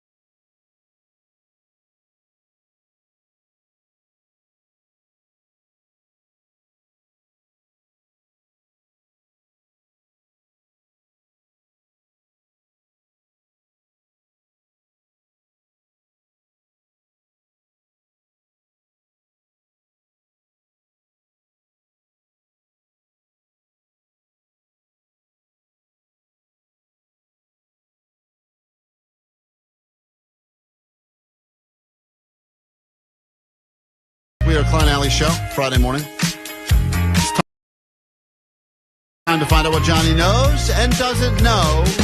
Johnny doesn't know. And I was like, okay. Oh, Johnny doesn't know. I didn't know Vegas was like in Nevada for like a while. Johnny doesn't know. Johnny doesn't know. Gelato sounds like Jello. Johnny doesn't know. It like goes. All right, anyone who beats Johnny or predicts correctly, if you will know or not know, in this round of Johnny Doesn't Know, will get themselves a very limited edition tiny towel. This is very exciting. Big stakes. Johnny, what do you think of the tiny towels? They're actually pretty crazy. I didn't know we were actually going to get those made. I was shocked that no one was more surprised than we were when the box arrived this morning, but man, they look great. And it's very exciting when we're actually able to pull through on something. I am going to take this to the gym. Good for you. That's a PG fluid. Yep. No, not what Allie has planned. Don't you worry. That's not how I work out. Allie's got what they call a gym squirter. Right? All right, let's add That's right. Let's add a Yenny. Yenny, good morning. Welcome to KROQ. Hi, good morning. All right. Up for grabs, tiny towel. Johnny, these are Johnny doesn't know anything. Everything's available. Johnny, on average, adults have 32 of what? Will Johnny know the answer to this? The average adult has 32 what? Will Johnny know this, yes or no, Yenny? Nope. All right. She's locking in on no. Up for grabs, a tiny towel. Johnny, on average, adults have 32 what? 32 bones. Oh, my. What do you mean, oh, my? Count them right now. Count the bones in your body. You count them. I think there's 32 just in my hands. No. In your hand. The average human has 32 bones in their entire body? 1, 2, 3, 4, 5, 6, 7, counting the ribs. 9, 10, 11, 12, 13. And then you go the legs, and then the extra 12 or 15 come from like your hands in each hand. Based on all your laughing, The extra Yenny, 12 or 15 comes from your feet and hands? Yeah, Johnny. They're there. Look Just at one bone each? I'm sure Jake knows the number of how many bones are in the human body, but it's I think got it's to be like hundreds. 200. It's got to be hundreds. There's not that many in my body. Yes, there dude. has to be. On God. I've talked to people that have called the show that have broken hundreds of bones at a time. Jesus, damn. All right, well, the correct 206 bones. Yeah, 206 206? bones. You're off only by a little bit. You want to take a second guess or no? She said you wouldn't Or do you know. want to say bones again? Damn. How much? 32 feet? Feet bones count? Okay. The correct answer is teeth. Oh, teeth? Yes. 32? Yes. Okay, yeah, that sounds right. All right, hold on, Yenny. 1 second. You predicted correctly. Give that woman a tiny towel. Yenny, PG fluids only on your tiny towel, okay? Yes, of course. Okay, great. Let's add a Mark in Venice who would like a shot for some Johnny Doesn't Know. It's Johnny Doesn't Know anything. Everything's available. Johnny? Mm-hmm. Yeah. Hey. Hello? What is a baby frog called, Johnny? What is a baby frog called? Will Johnny know this, yes or no, Mark? No. All right, locking in on no. Loud Johnny? and clear, no. Tadpole. Wow. Tadpole. Come on. I'm sorry, you don't get a tiny towel. And the only reason I asked that question is because I didn't want people to shoot their tadpoles into the tiny towels. That's why we brought that up. But that's why we asked the frog question. All right, well, you, unfortunately, Johnny is not a dummy. He knows that. I can't believe you knew that one. I used to watch Steve Irwin. Yeah. Okay, got it. R.I.P., brother. Darren, Beverly Hills on KROQ. Good morning. Hey, yo, baby. Here we go. Johnny? Yeah, come on. Alexander Graham Bell is responsible for inventing what? Will Johnny know this, yes or no, Darren? Yes, I think he should know that one. Okay. Alexander Graham Should Bell. Johnny know is a totally different game. Yeah, will Johnny know this, yes or no? Johnny? He was the president. Whoa. The first president. No, not the first You one. think Alexander Graham Bell was the first president of the United States? No, that was Lincoln. Nope. No, that's also wrong. Hamilton. No. He is a president. You're yes or getting no? more wrong. You're getting further away. By the way, let's just stop at just what did he invent? Oh, he invented something. That was the question. Oh. What did There was Alexander no talk of presidents. Graham Bell invent? A bicycle. Okay. He sounds like a bicycle guy. Because he heard the word bell. That's why. Yes. That's why his brain It's on works. the helmet. I thought he was going to say he invented the That's bell. his soundtrack in his brain. Yeah. That's all that's going on in Johnny's head all day. Is a bike bell. All right, Darren. Unfortunately, you did not get that right. Well, this was a very disappointing round of Johnny Well, Doesn't Yenny Know. got something. Yenny got a tiny towel. We got to take a He break. invented the telephone. A.D.D. News.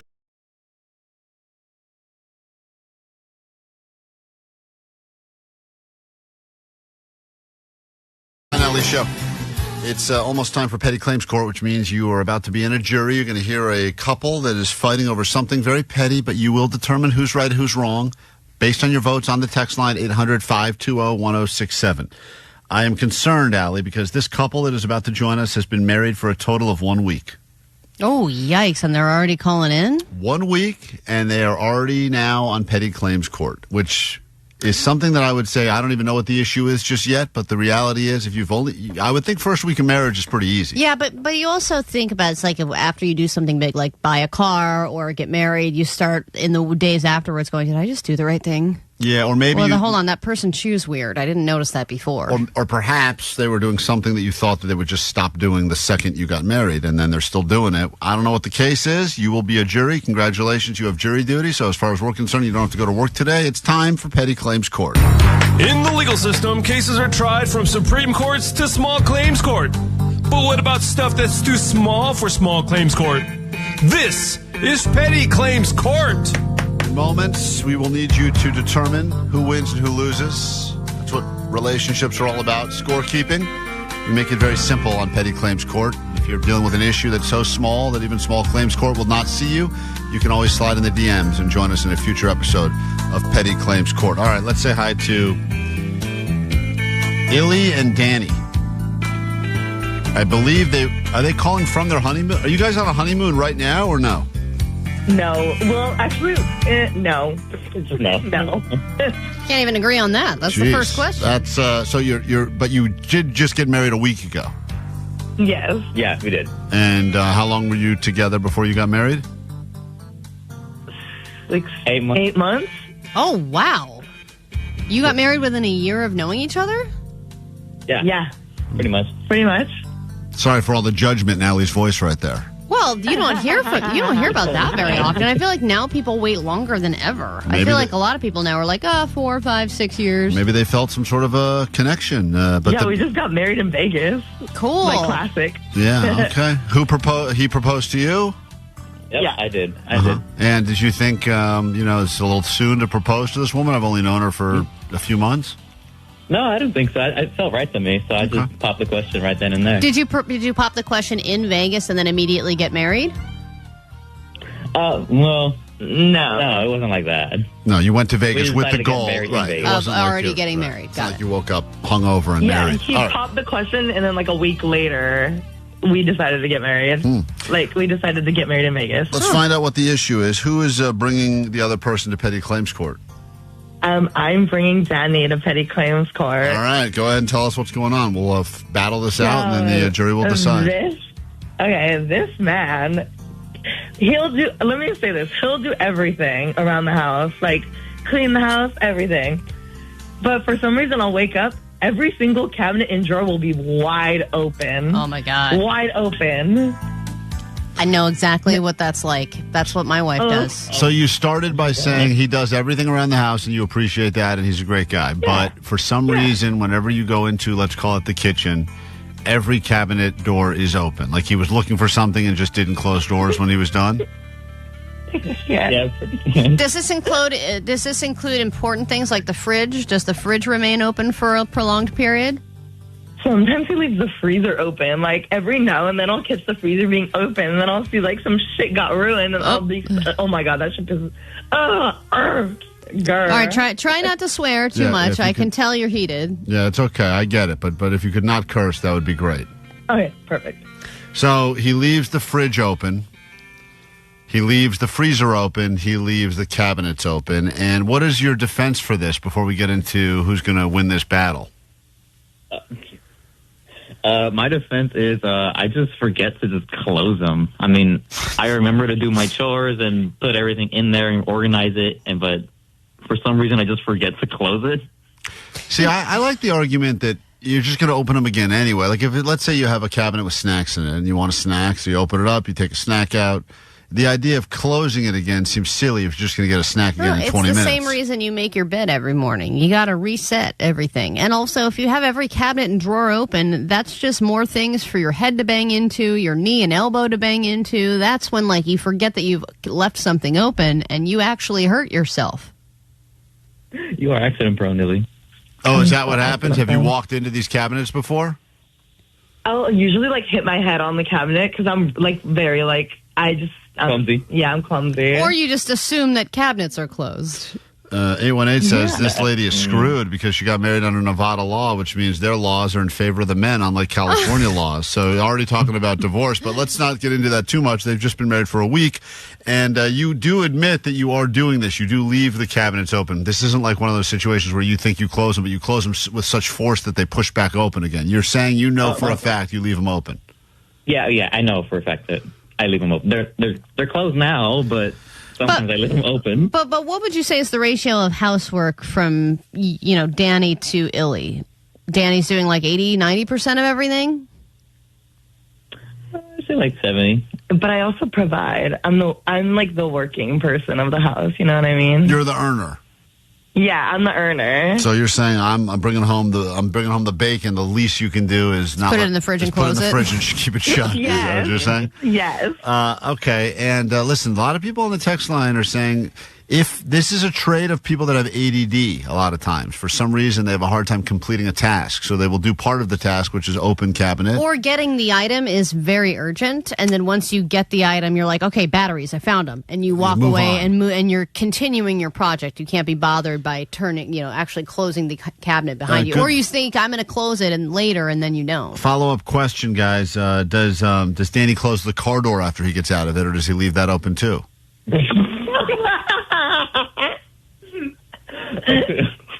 Did you guys hit a biker? Yeah, what's so funny now? Of course I close my car door. All right, well, so some people say maybe he's got one of those like short-term memory loss things. Yeah, but 310 can't relate. How do you forget to close a cabinet? I immediately open a cabinet, get what I need out of it, and close it. Well, you're not on trial here, Allie. But yeah, I know, but it seems like common. It's just like it's an autopilot thing. I have been accused of doing something similar to what he does, but if I am in the process of cooking, let's say I'm making something, where I'm getting multiple things from multiple cabinets, refrigerator, while that process is going on, everything stays open the whole time I'm doing the process. Including the fridge? No, the fridge I'm more likely to shut, just because I feel like... But every cabinet and drawer is open while you're cooking? That sounds like chaos. Yeah, it is. It's chaotic, but it's only for the 30 minutes I'm making something, and then at the end, I clean it all up, everything gets shut. But my wife thinks that's crazy, that I even leave the stuff. Everything, like you said, she goes, the second it's open, it should be closed right away. I do that, too. If I need, something from the pantry, grab what I need, close it. All right. I forgot something else I need, open it, close it. Everyone's got their own. Obviously, your marriage is not going to work. I hate to be the one to break that to you a week in, but we will turn this over to the jury in a moment. You'll each get 10 seconds of closing arguments. I know there's a ton of follow-up questions on the text line about exactly how often he's been doing this. Was he doing this while you were engaged to be married? Did you notice this while you were dating? Why now? Did you notice he was doing this the whole time? Have you lived together at all, or is this the first time you'd be living together? Oh, yes, we've lived together. We actually lived together since, month one or month two.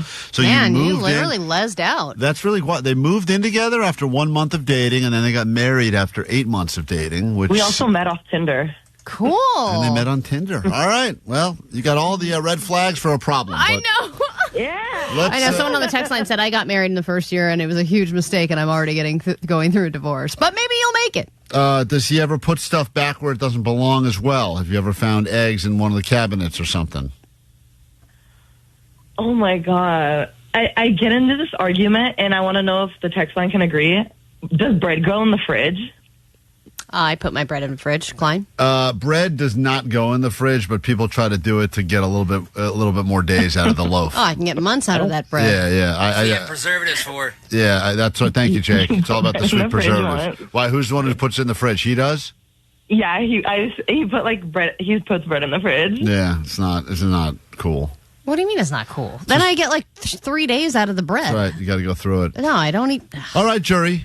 You're going to hear 10 seconds of closing arguments, then we will turn it over to the first 100 votes on the text line at 800-520-1067. It's Petty Claims Court. The case is Ely versus Danny. They've been married for a week. She says it's unacceptable how he leaves every cabinet open all the time. He doesn't really defend himself. He just says, yep, that's me. So but he does do a lot around the house. Does a lot around the house. So, Danny, we will let you give your 10 seconds closing argument first. Go ahead. I don't know what to say here. I don't know what to say, really. All right. Time well spent. Ely, you got 10 seconds to try to beat that argument, which will be difficult, but go ahead. I gotta give it to him because he does do a lot around the house. Because closing a cabinet isn't the end of the world. Like, I gotta give it to him, honestly. Are you pulling your argument off the court case now? Maybe just a little bit. Wow. Honestly. All right. Well, that was a strange. He almost admitted defeat. Then I think she felt so bad that she broke him that she kind of backtracked on her entire so it's argument. weird. It's like they love each other. Yeah. Or she realizes it's not going to be around. The relationship's not going to last long enough to even deal with this problem. I know. Wow. All right. The first 100 votes will determine who wins and who loses. 800-520-1067. The verdict and the punishment, and that will all be next on KROQ. This has been Petty Claims Court. Let's find out who wins, who loses. You voting for Illy or you voting for Danny?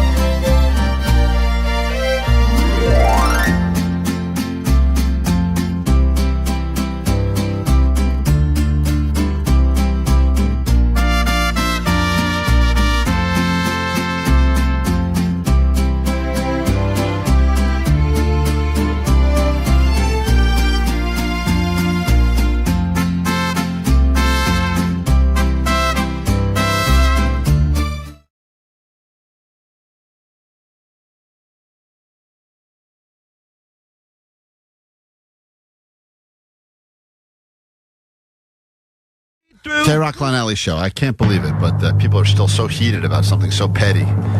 Got the couple on the phone. They've been married for 1 week. The fact they're a petty claims court already seems like it could be disaster, but think about it. They met on Tinder. They moved in after a month. They got married after 8 months, quickie wedding in Vegas, and now they're already at petty claims court. So they're just living the relationship that most of us take 5-6 years to get to. They're just doing it all within a year. It's incredible.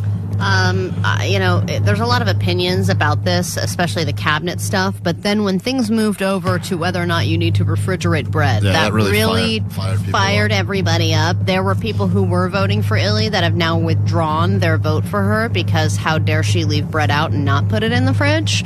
714 said, my wife is a cereal drawer opener and a non-closer. For that reason, I vote for Illy. But 310 said, I think Danny wins because it sounds like he probably has a large dong. Yeah, I will say that, Danny, it's been brought up that you sound like you're packing heat, and because people say because the personality is so mid and she's the the breadwinner in the relationship, this guy must be have a huge dong. So congratulations on that. I guess. All right. Now let's get to it. Allie has added up all the votes, tabulated. We only accept the first 100. This is, once again, Illy has brought her brand new husband, Danny, to petty claims court because he leaves every cabinet open all the time. Many people have suggested things like just removing all the cabinets. No need to even have them anymore. I like that concept. Oh, no, that's terrible. You would just see all the clutter and everything. Or switch to those like see-through ones where you don't even need to keep them open. Although I don't know if that curtains. I don't know if that would stop him because it just seems like he gets caught up and doesn't feel the need to shut them. You remember the petty claims court we got into a while ago? The person was upset that their husband or boyfriend didn't reset the microwave, just left the timer going. That was one of the most ridiculous. Similar concept, though, where they go, what's the point? Just set it at 20 minutes and just use what you need to use and then keep going. Just count down. But anyway, all right, Allie's added up all the votes. The winner of petty claims court, there's no going back now, is... Well, I think in the middle of it, when Illy kind of keeled over, it really kind of messed up the prosecution's case. And the votes were clear as well that Danny has won this edition of Petty Claims Court. As they're saying Open door Danny. As they're saying on the text line, well-hung jury, Danny. So congratulations, Danny, on the massive dong, clearly, and winning this Petty Claims Court. You have beaten Illy, and as a result... you can either remove the cabinet doors if you choose to, or just leave them open. Really, there's no punishment here because you win the case. So, okay, cool. That's cool, I guess. What is Danny's deal? I don't know. What's going on with you, man? Is he a F-boy? Are you okay? Is Danny an F-boy, Illy? I'm just like, I'm kind of shocked. Like, what? I'm just like, I'm shook. He's shook. Someone's accused him of being in a lavender marriage situation. I don't know what that means. I looked it up, and a lavender marriage means that one person in the relationship is not straight. Oh. And they're in a marriage of convenience. Oh, that's interesting. Well, that's way more than an open cabinet door situation. All right, Danny, do you pack anything else in that we should know about? The text line has got a lot of theories about Leave this anything couple. else open? That's the joys of meeting someone on Tinder. We got to take a quick break. When we get back... A.D.D news to get to. Then we will give away another 4-pack of tickets for you to go to Knott's Berry Farm this summer. And that'll all be happening within the next 10 to 15 minutes right here on KROQ. Klein, All.y Show. KROQ, the world famous KROQ. KROQ.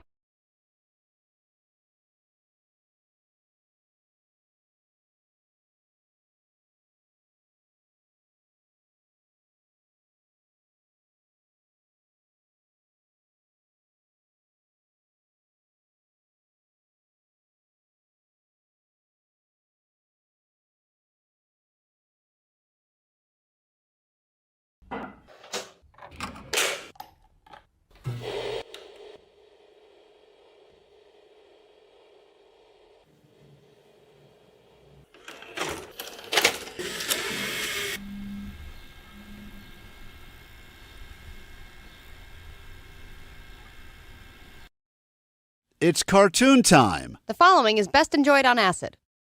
Kevin. Klein.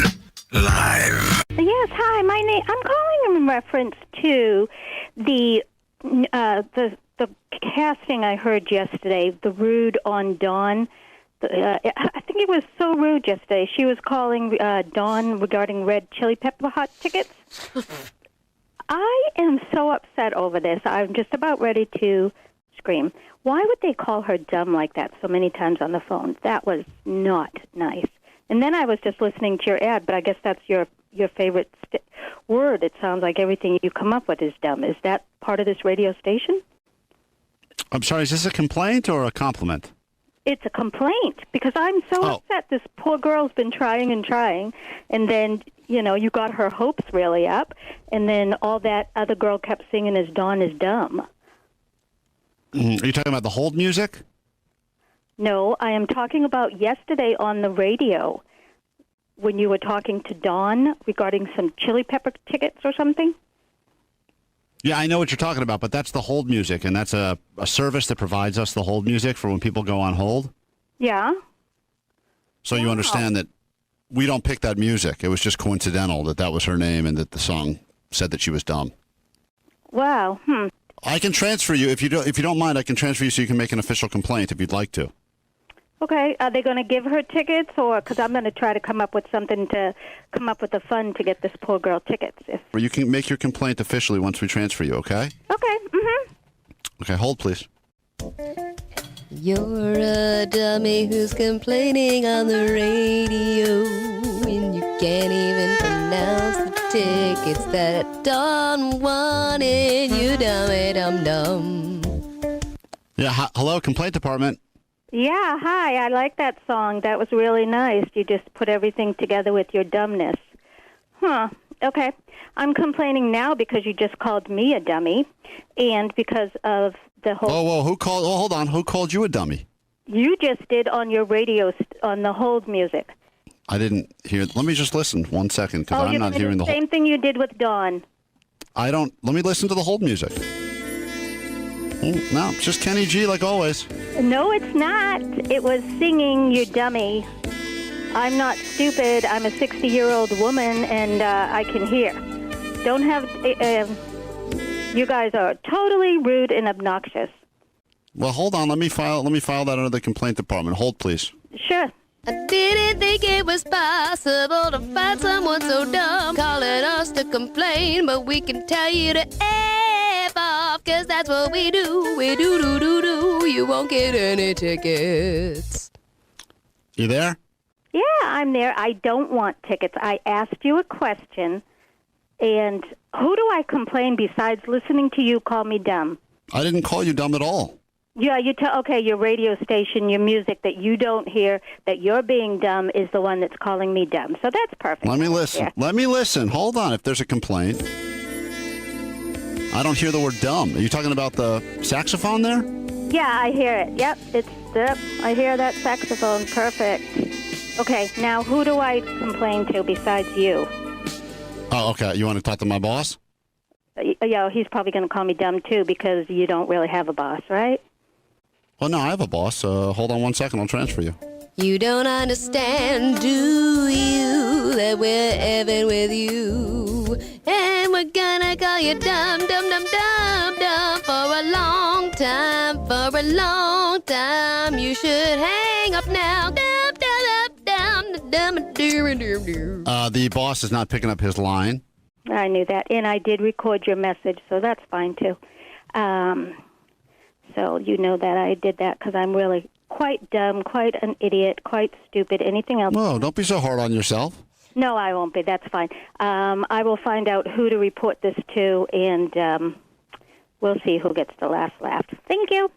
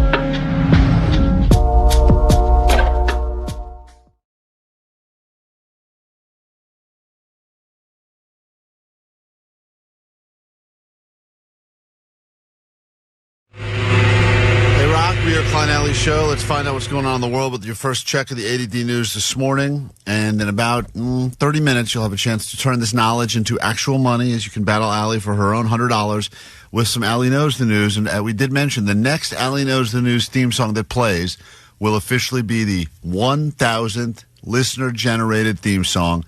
I don't know which one's going to make it. What will it be? And no, I will not be giving $1,000 away for the 1,000th Allie Knows the News intro. It's a great idea. I wish we had thought of that. I'm so glad you did. And today is a historic day for you because it's your favorite actor, Joshua Jackson's birthday.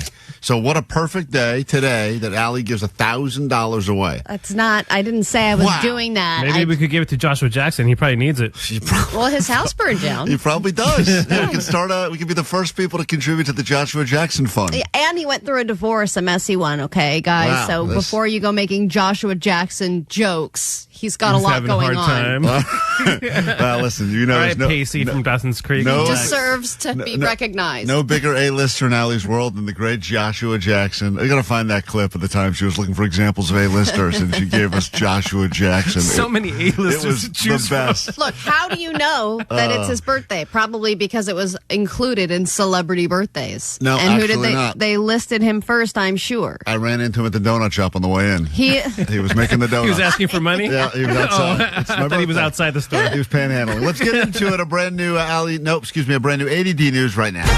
Grab your Adderall. It's time for A.D.D News. So I know, obviously, there's been a lot going on in L.A. this week, but I wanted to make sure that this story doesn't get forgotten because it's important. We get it. It's his birthday. It's Joshua Jackson's birthday.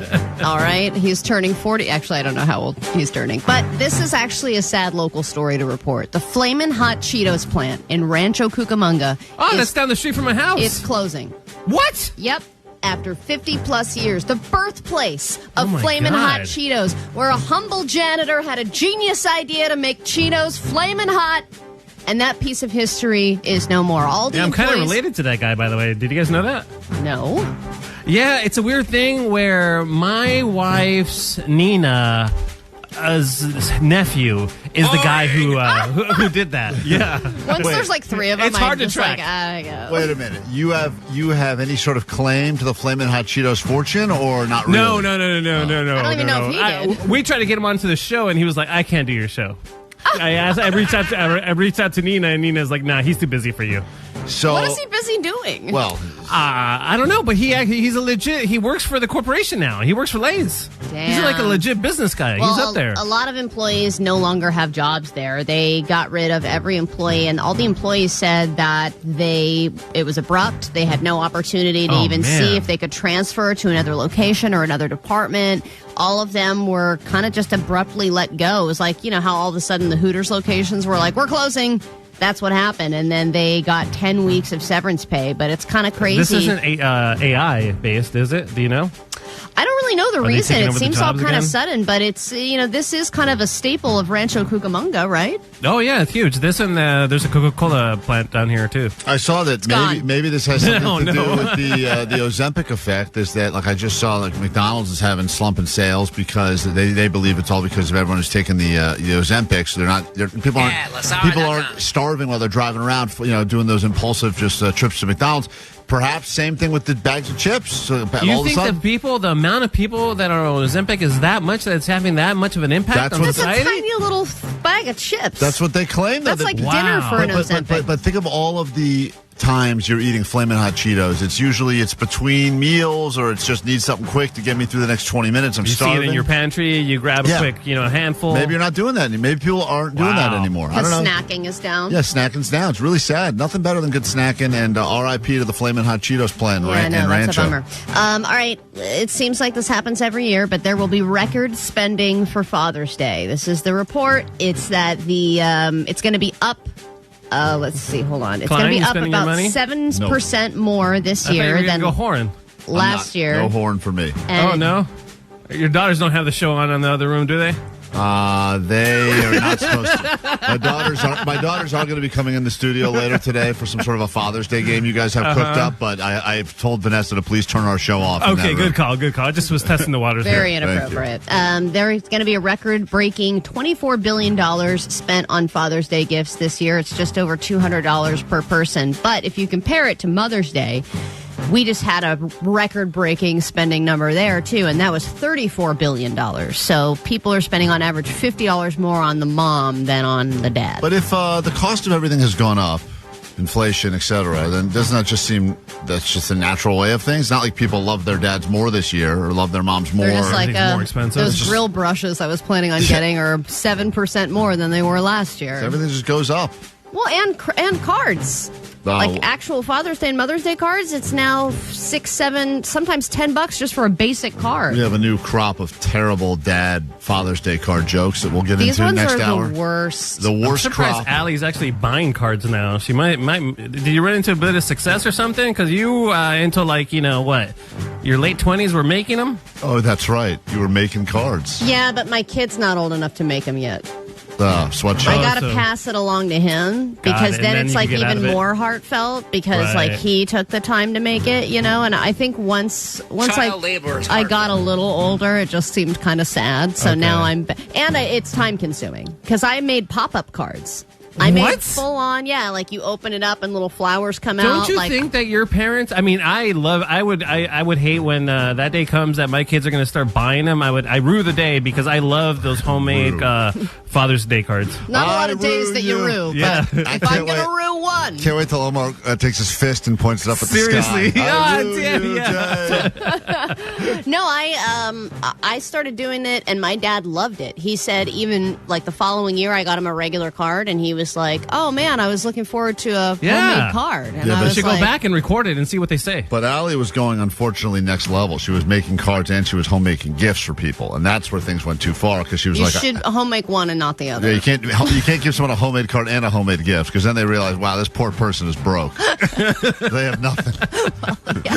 Then you should think about your own parenting. Right, exactly. All right, everyone loves, let's have a feel-good story now. Everyone loves an animal live birth. Just think about how many people were watching the bald eagles hatch or a giraffe or an endangered white rhino giving birth. And now I'm starting to think people are getting a little too into it because I don't know if you saw this come up on your feed. There was a bottlenose dolphin giving birth at the Brookfield Zoo in Chicago. And it is weird to see a dolphin give birth because they're just like swimming and then all of a sudden they're like, and then there's just another dolphin there.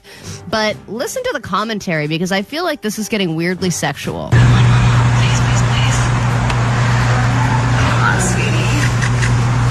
If you heard that at the beginning, she's at the beginning whispering and going, "Come on, mama, come on, mama, come on." Oh, it's coming out. Yeah, and it's moving. Yes. Baby's going to the surface. And then the guy gets in there and he's like, yes. Good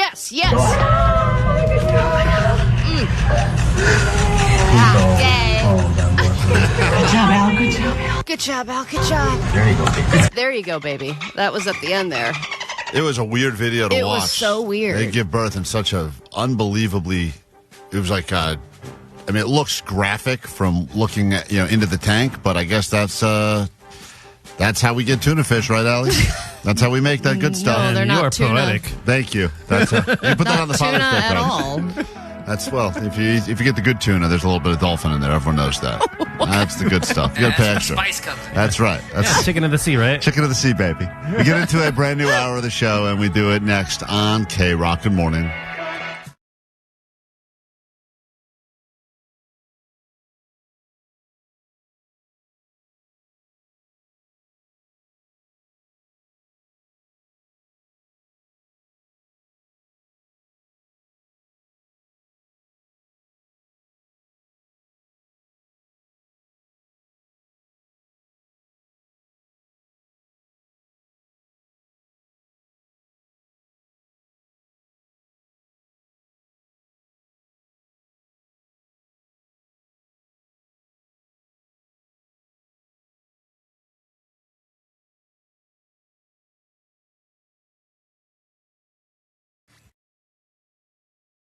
KROQ FM in HD Pasadena, Los Angeles, Orange County. This is the world famous KROQ. All right, summer hours, welcome. You don't normally hear these voices this time of the day, and perhaps this experiment comes to an end sooner than we thought. But for right now, here we are hanging out together on KROQ, and we'll make it worth your while. Right now, 4-pack tickets for you to go to Knott's Berry Farm. You'll win them every single hour. Win them with us, win them with Nicole, win them with Kevin Ryder. Megan, you'll have those chances every single hour starting now and all day long here at KROQ. Looking for you. Caller 20. The number's 800-520-1067. I think the best part about doing this is that nobody in the building really knew, and to see them past 10 o'clock walk by and go, that's not Nicole. Yeah, and then get all confused and do a double take where they do the fake walk back. Here's the funny part. It's a look of confusion followed by disappointment. Yeah. And that's a look we all know very well. Because when Nicole's in here, people are coming in and out. They're, oh, what's up, Nicole? Hey, Right. what's going on? People bringing her flowers and coffees. Oh, yeah. And they're like, oh, yikes, turn around. Yeah, a lot of people show, like I see them walking down the hall with a big smile and a bouquet of flowers, and then they see us and they turn around. Yeah. They throw flowers and they turn around. So Like anyway, a vampire in the sun. that's the effect we have on people around here. Thanks for Good hanging for out. morale. Hey, you've made the right choice because you're sitting with us, even if you're just killing time, and we appreciate you. Lots going on. You can find us on YouTube right now as we're streaming as well. Here we go, 323. So weird hearing you guys at this time, but also loving it. LFG. I like that. Unless you're changing that acronym to mean something mean. Regardless, thrilled to be here. Lots to get through this hour, including this giant TV. We haven't given one of these away yet. Klein almost won one earlier. Between 10 and 11. I had an opportunity to win this giant TV earlier today, and my kids screwed me. They opted for a... Robux. I think it was Red Vines. Donuts and Robux. Red Vines and Donuts and Robux, whatever that works out to. So you will win a 98-inch QM6 mini LED TV. Nothing mini about it because this thing is massive, and we'll do that for you this hour. If you are a dad, or if you would like to confess something to your dad, it's time for some dad fashions getting closer and closer to Father's Day. So that'll be coming up this hour on the show. Right now, though, let's go ahead and kick things off by making a winner out of Elizabeth in Montebello. Good morning, Elizabeth. Hello, good morning. You are caller 20. Oh my God! Knott's Berry Farm in your future. 4 tickets. Thank you for spending some summer hours with us. And you can go ahead and yell and squeal. You're very, very welcome. Just another satisfied customer here on KROQ.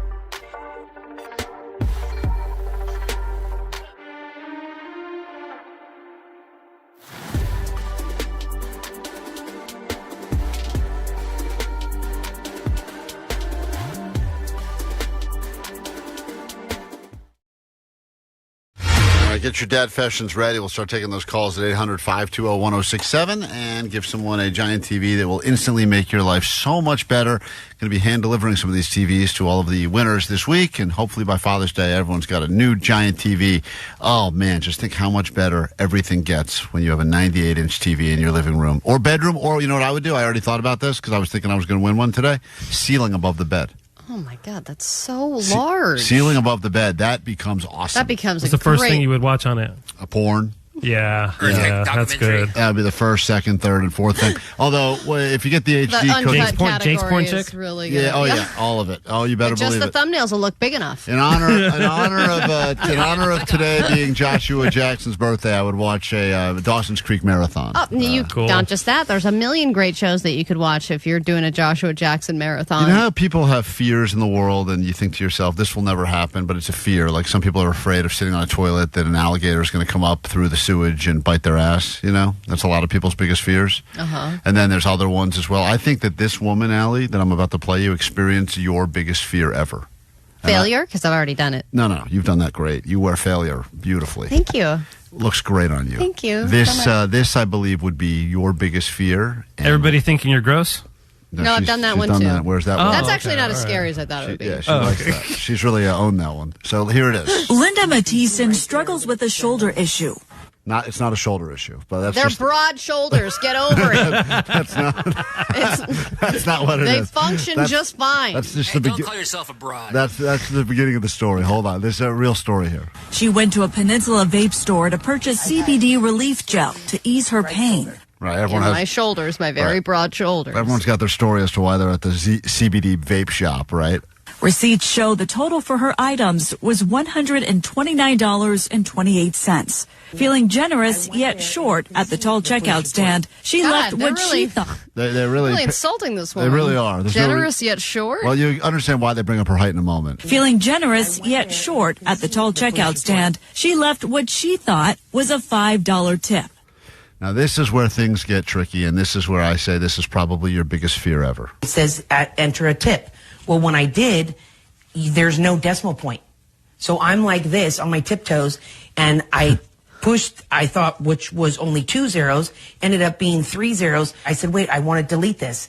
And he said, I don't know how to delete it. Instead of voiding the transaction, receipts show the clerk at San Bruno Exotic processed a tip for $5,000. So she meant to leave a $5 tip and got charged for a $5,000 tip. Oh my God, that hurts. I can just feel the pit in my stomach after that transaction goes through, going, oh my God, what have I done? And then for them to say I can't delete it. I love that excuse. I don't know how to delete There's it. no way. He was probably Sam's Exotic or whatever, was like, woo, I never get tips at this place. What have you done? Yeah, that's what you're thinking in your head. Yes, but this has bit me in the ass as a worker as well, because I had put in somebody else's tip who tipped me $1. And I put it in, and I screwed up with that decimal point, and then it became $1,000, and it froze all of his accounts. You did that to someone? Mm-hmm. And then he was without any money for the whole rest of the week. She says she pleaded for him to reverse it, but at first he claimed he couldn't. I can't because Sam Exotic's off to Vegas, baby. Yeah, baby. My $5,000 tip. And told her he never received the money. But that's not what Linda's bank statement showed. He never erased it, nothing. Leaving Linda in a state of panic. So be very careful if you're tipping at your local. local. She needed more vapes. It's the vicious vape cycle. Now I need vapes for anxiety and being broke. So just be careful and tip responsibly. Oh, yikes. Allie, phones are full at KROQ, understandably. Every single person would like to get in on the giant TV. Hold on. Someone says earthquake. Was there an earthquake? On the text lines. Klein, did you feel that? Now I feel like I missed another one. I always get mad when people try to tip me off on earthquakes that happen. We'll be right back after this quick break. When we return, God, I'm so mad if I missed one, guys. Did one happen? 310, you're screwing me if it didn't happen. I'm taking you at your word. When we get back, we're going to get into Dad Fashions for a giant TV. 800-520-1067. That is next.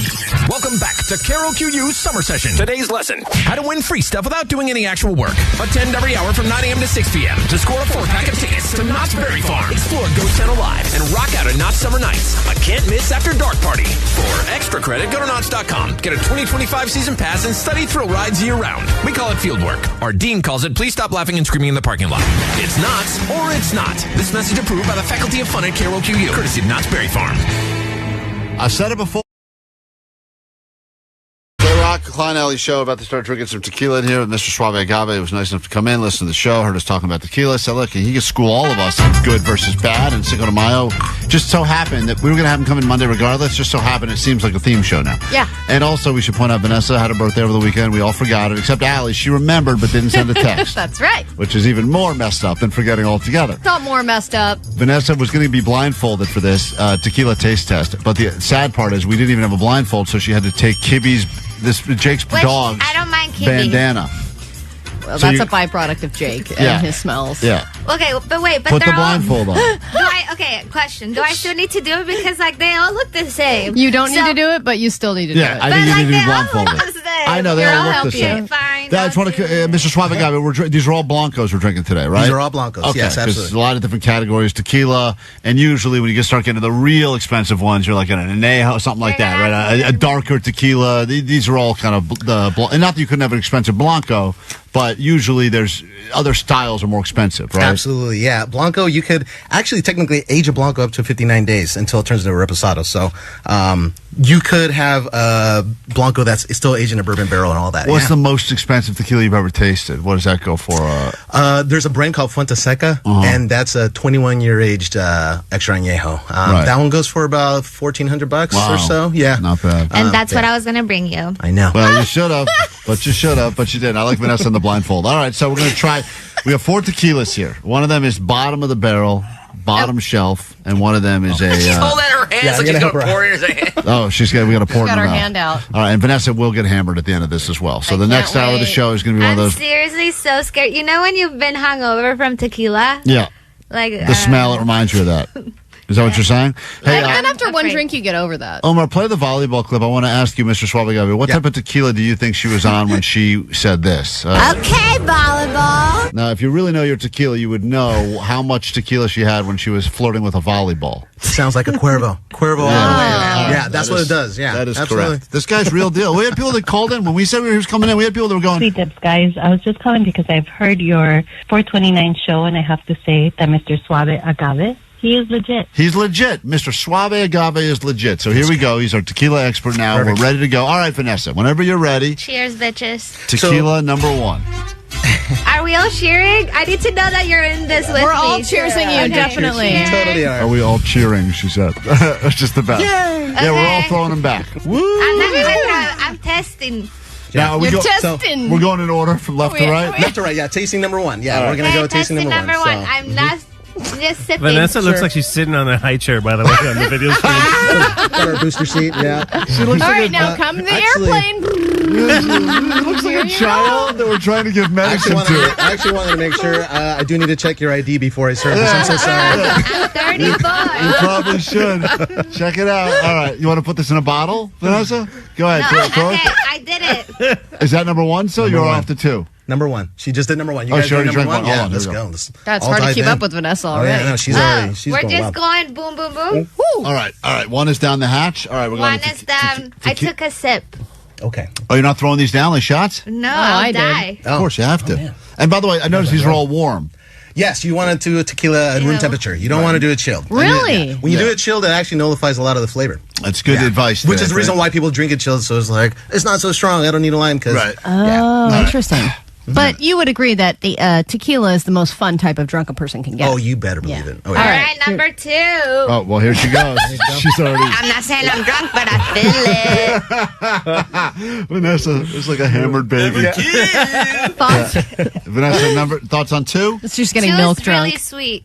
Number 1 tasted like Robin alcohol, and I hope that one's on mine. I think that's the one you brought us. Number 2. Number 2 is sweet. Oh, So let me tell you something too. Is that it's sweet. I don't know what do you want from me? That's exactly my thought. What do you want from me? Right. You're already getting belligerent. Do you think any of these tequilas you brought us would use her quotes on the bottle after she says these wonderful things? It's sweet shrug. Is that sweet? I don't know. Well, here's the thing: is that as you guys are drinking it, and this thing about tequila is that when you do taste feel it, in your body. you do feel a nice little warm and toasty. But she's hammered right now. The more you taste it, the more you're gonna get the flavors, and more smooth it's gonna be. She's got her hand out again. Oh, there you go. You gotta watch Vanessa drinking tequila on the YouTube right now. She is already about to fall off her high chair, and Mr. Suave Gavi is putting the third one in. Number 3. You better be drinking. Cheers! Cheers! 3 is going down the hatch. Here she goes. No? What do you not? What do you not like about it? Her face. Oh wow, we got a real reaction. Are you sure you don't want my face? No. Because my face is saying everything. Put the blindfold back on. I don't know why we needed the Okay, blindfold. well, number 3, it's smooth, but I still feel that, it's smooth. That's all I gotta say. You did the tasting in Mexico, though, right? How did they teach how to do it? How to drink it? You're supposed to breathe in, breathe out, all that, right? Yeah. Did you just do that? She No. forgot. I know. No, sir. Okay, do it again. Yeah. Which Gotta one was practice number what you- 3? I actually like 3. I like 3 too. I think 3 maybe the little peppery. Inhaling. Yeah, right. 3 I think may be the best one so far. But let's figure if any of us know the worst one versus the best. That's the question. It definitely has the most flavor. Suave Gabi, you got to come with me on Wednesday It after the feels show suave. to get my nipple pierced and bring these. Bring some tequila to you, man. Yeah, Oh, heck yeah, you're gonna need it. Suave last. What did she say? She said it feels suave, guave. All right, last one. This is the last. Last one. The last one. Throw this one down all the way. Finish All this right, one. now Really. eat take it it. all. Throw it. Take Are we it. all throwing it in? I need to confirm. Totally are. Please confirm you're throwing this back. We're all throwing throwing them it back. back. Woo! Hey, girl. Bachelor party. Skirt. I'm skirt. What do you think of that one? I mean, Why do you look so disgusted Oh, after every she single choked one? I every thought you liked shot. tequila. well, not in this scenario. I feel pressure, but I like tequila in a cocktail. Okay. Right. That one tastes smoky. Oh, interesting. Okay, there you go. All right. So, Which one did you like? All right. so Vanessa, take your blindfold off. You're going to try to rank them in order now, from worst to best. We're going from. The order that was. Yeah. What do you wow. What do you think? 1, 2, 3, 4. Which one do you think is One was bad. Yeah. Okay, so you think 1 is the the worst one?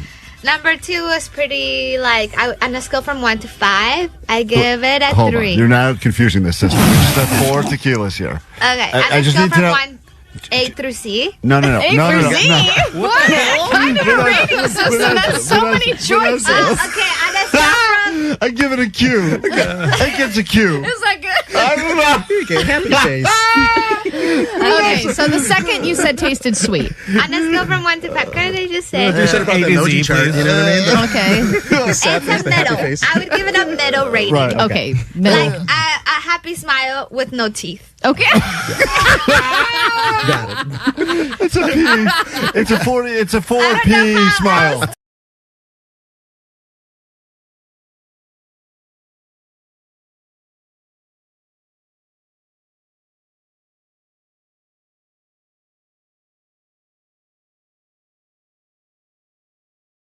KROQ, Klein, A.D.D show. Let's be honest. There are plenty of things you tell people, and then there's things you usually do not tell anyone.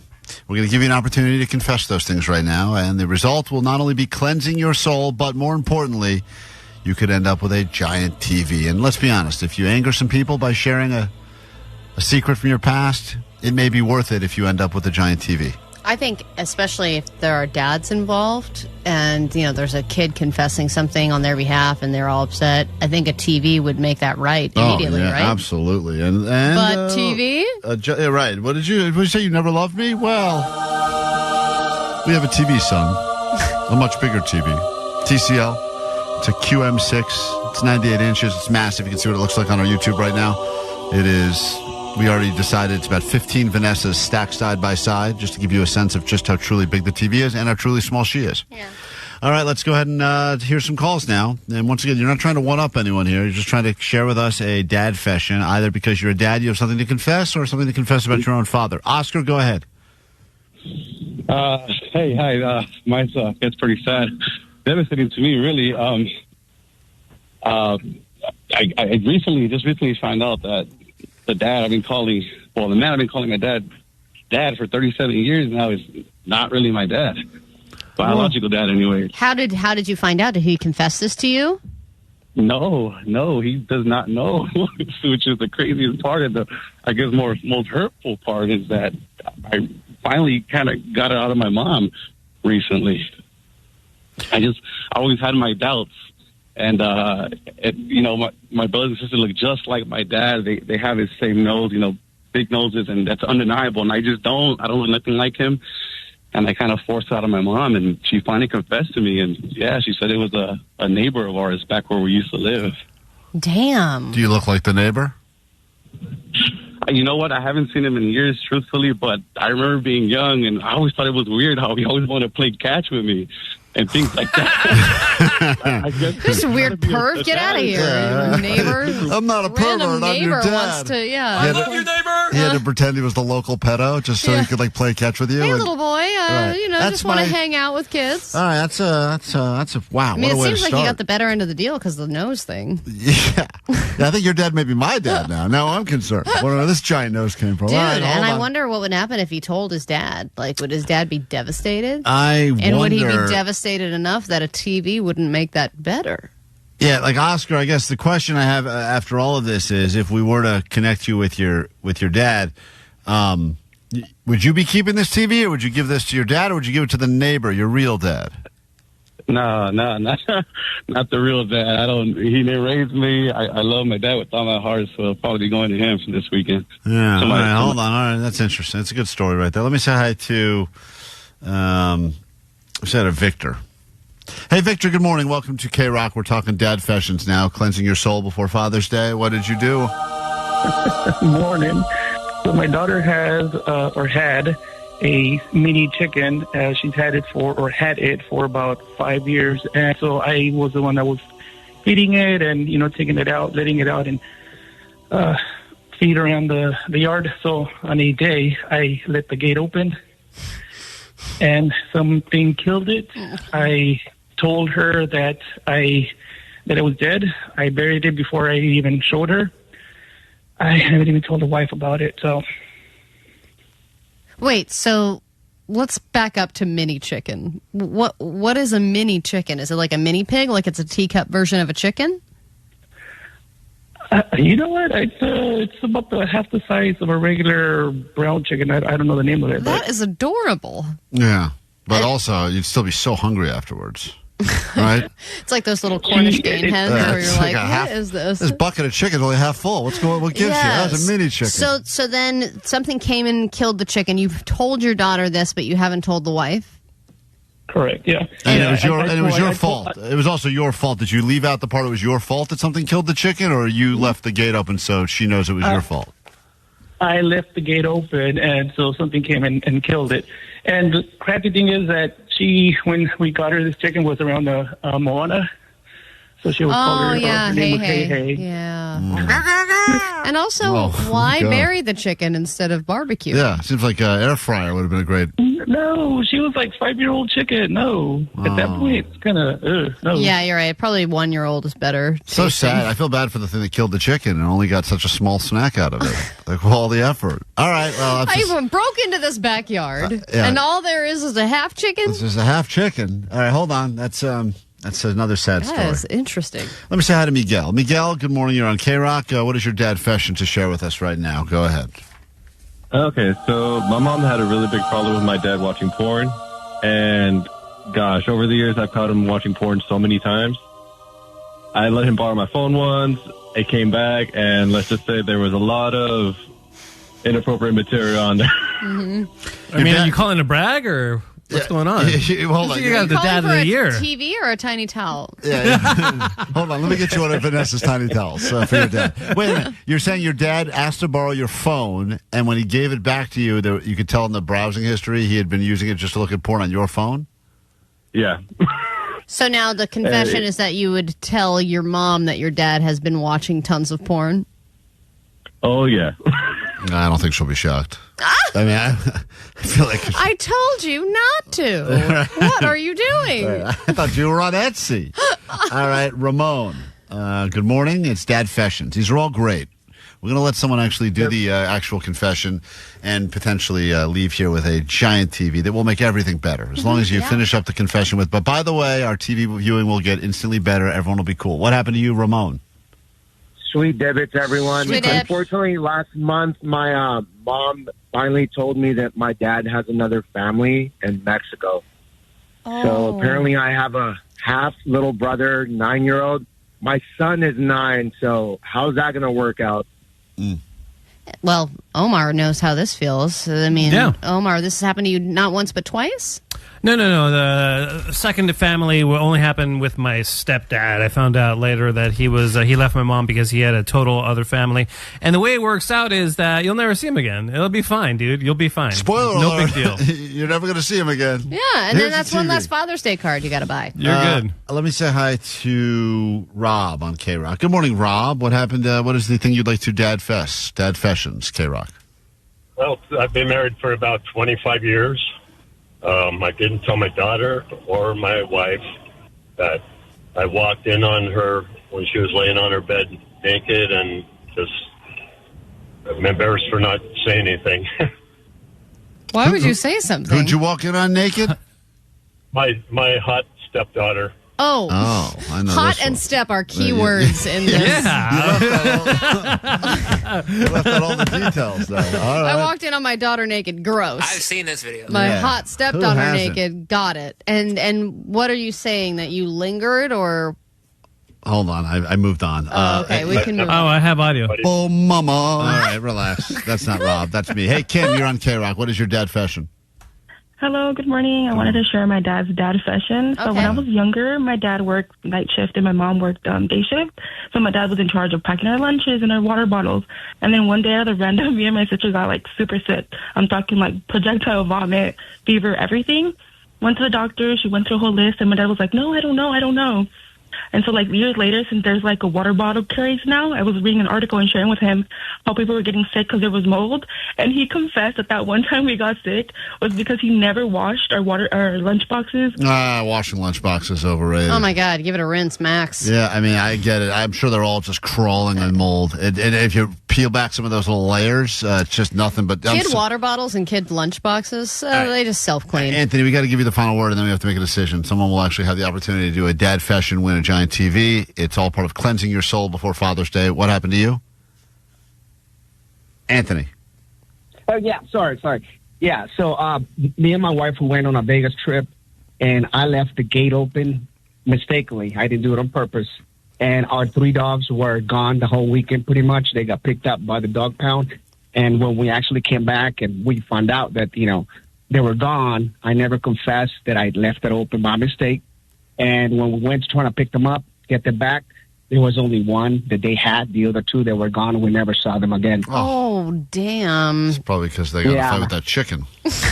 They found a great half chicken. They found a half chicken. That chicken probably used to be a full chicken before That's the crazy gate got because left then open. you're going through that whole process of trying to recover the dogs, Yeah, and and then your wife is trying to wonder what happened. And we you got know to exactly. get into an argument here. We'll come back with a winner next. Stranger.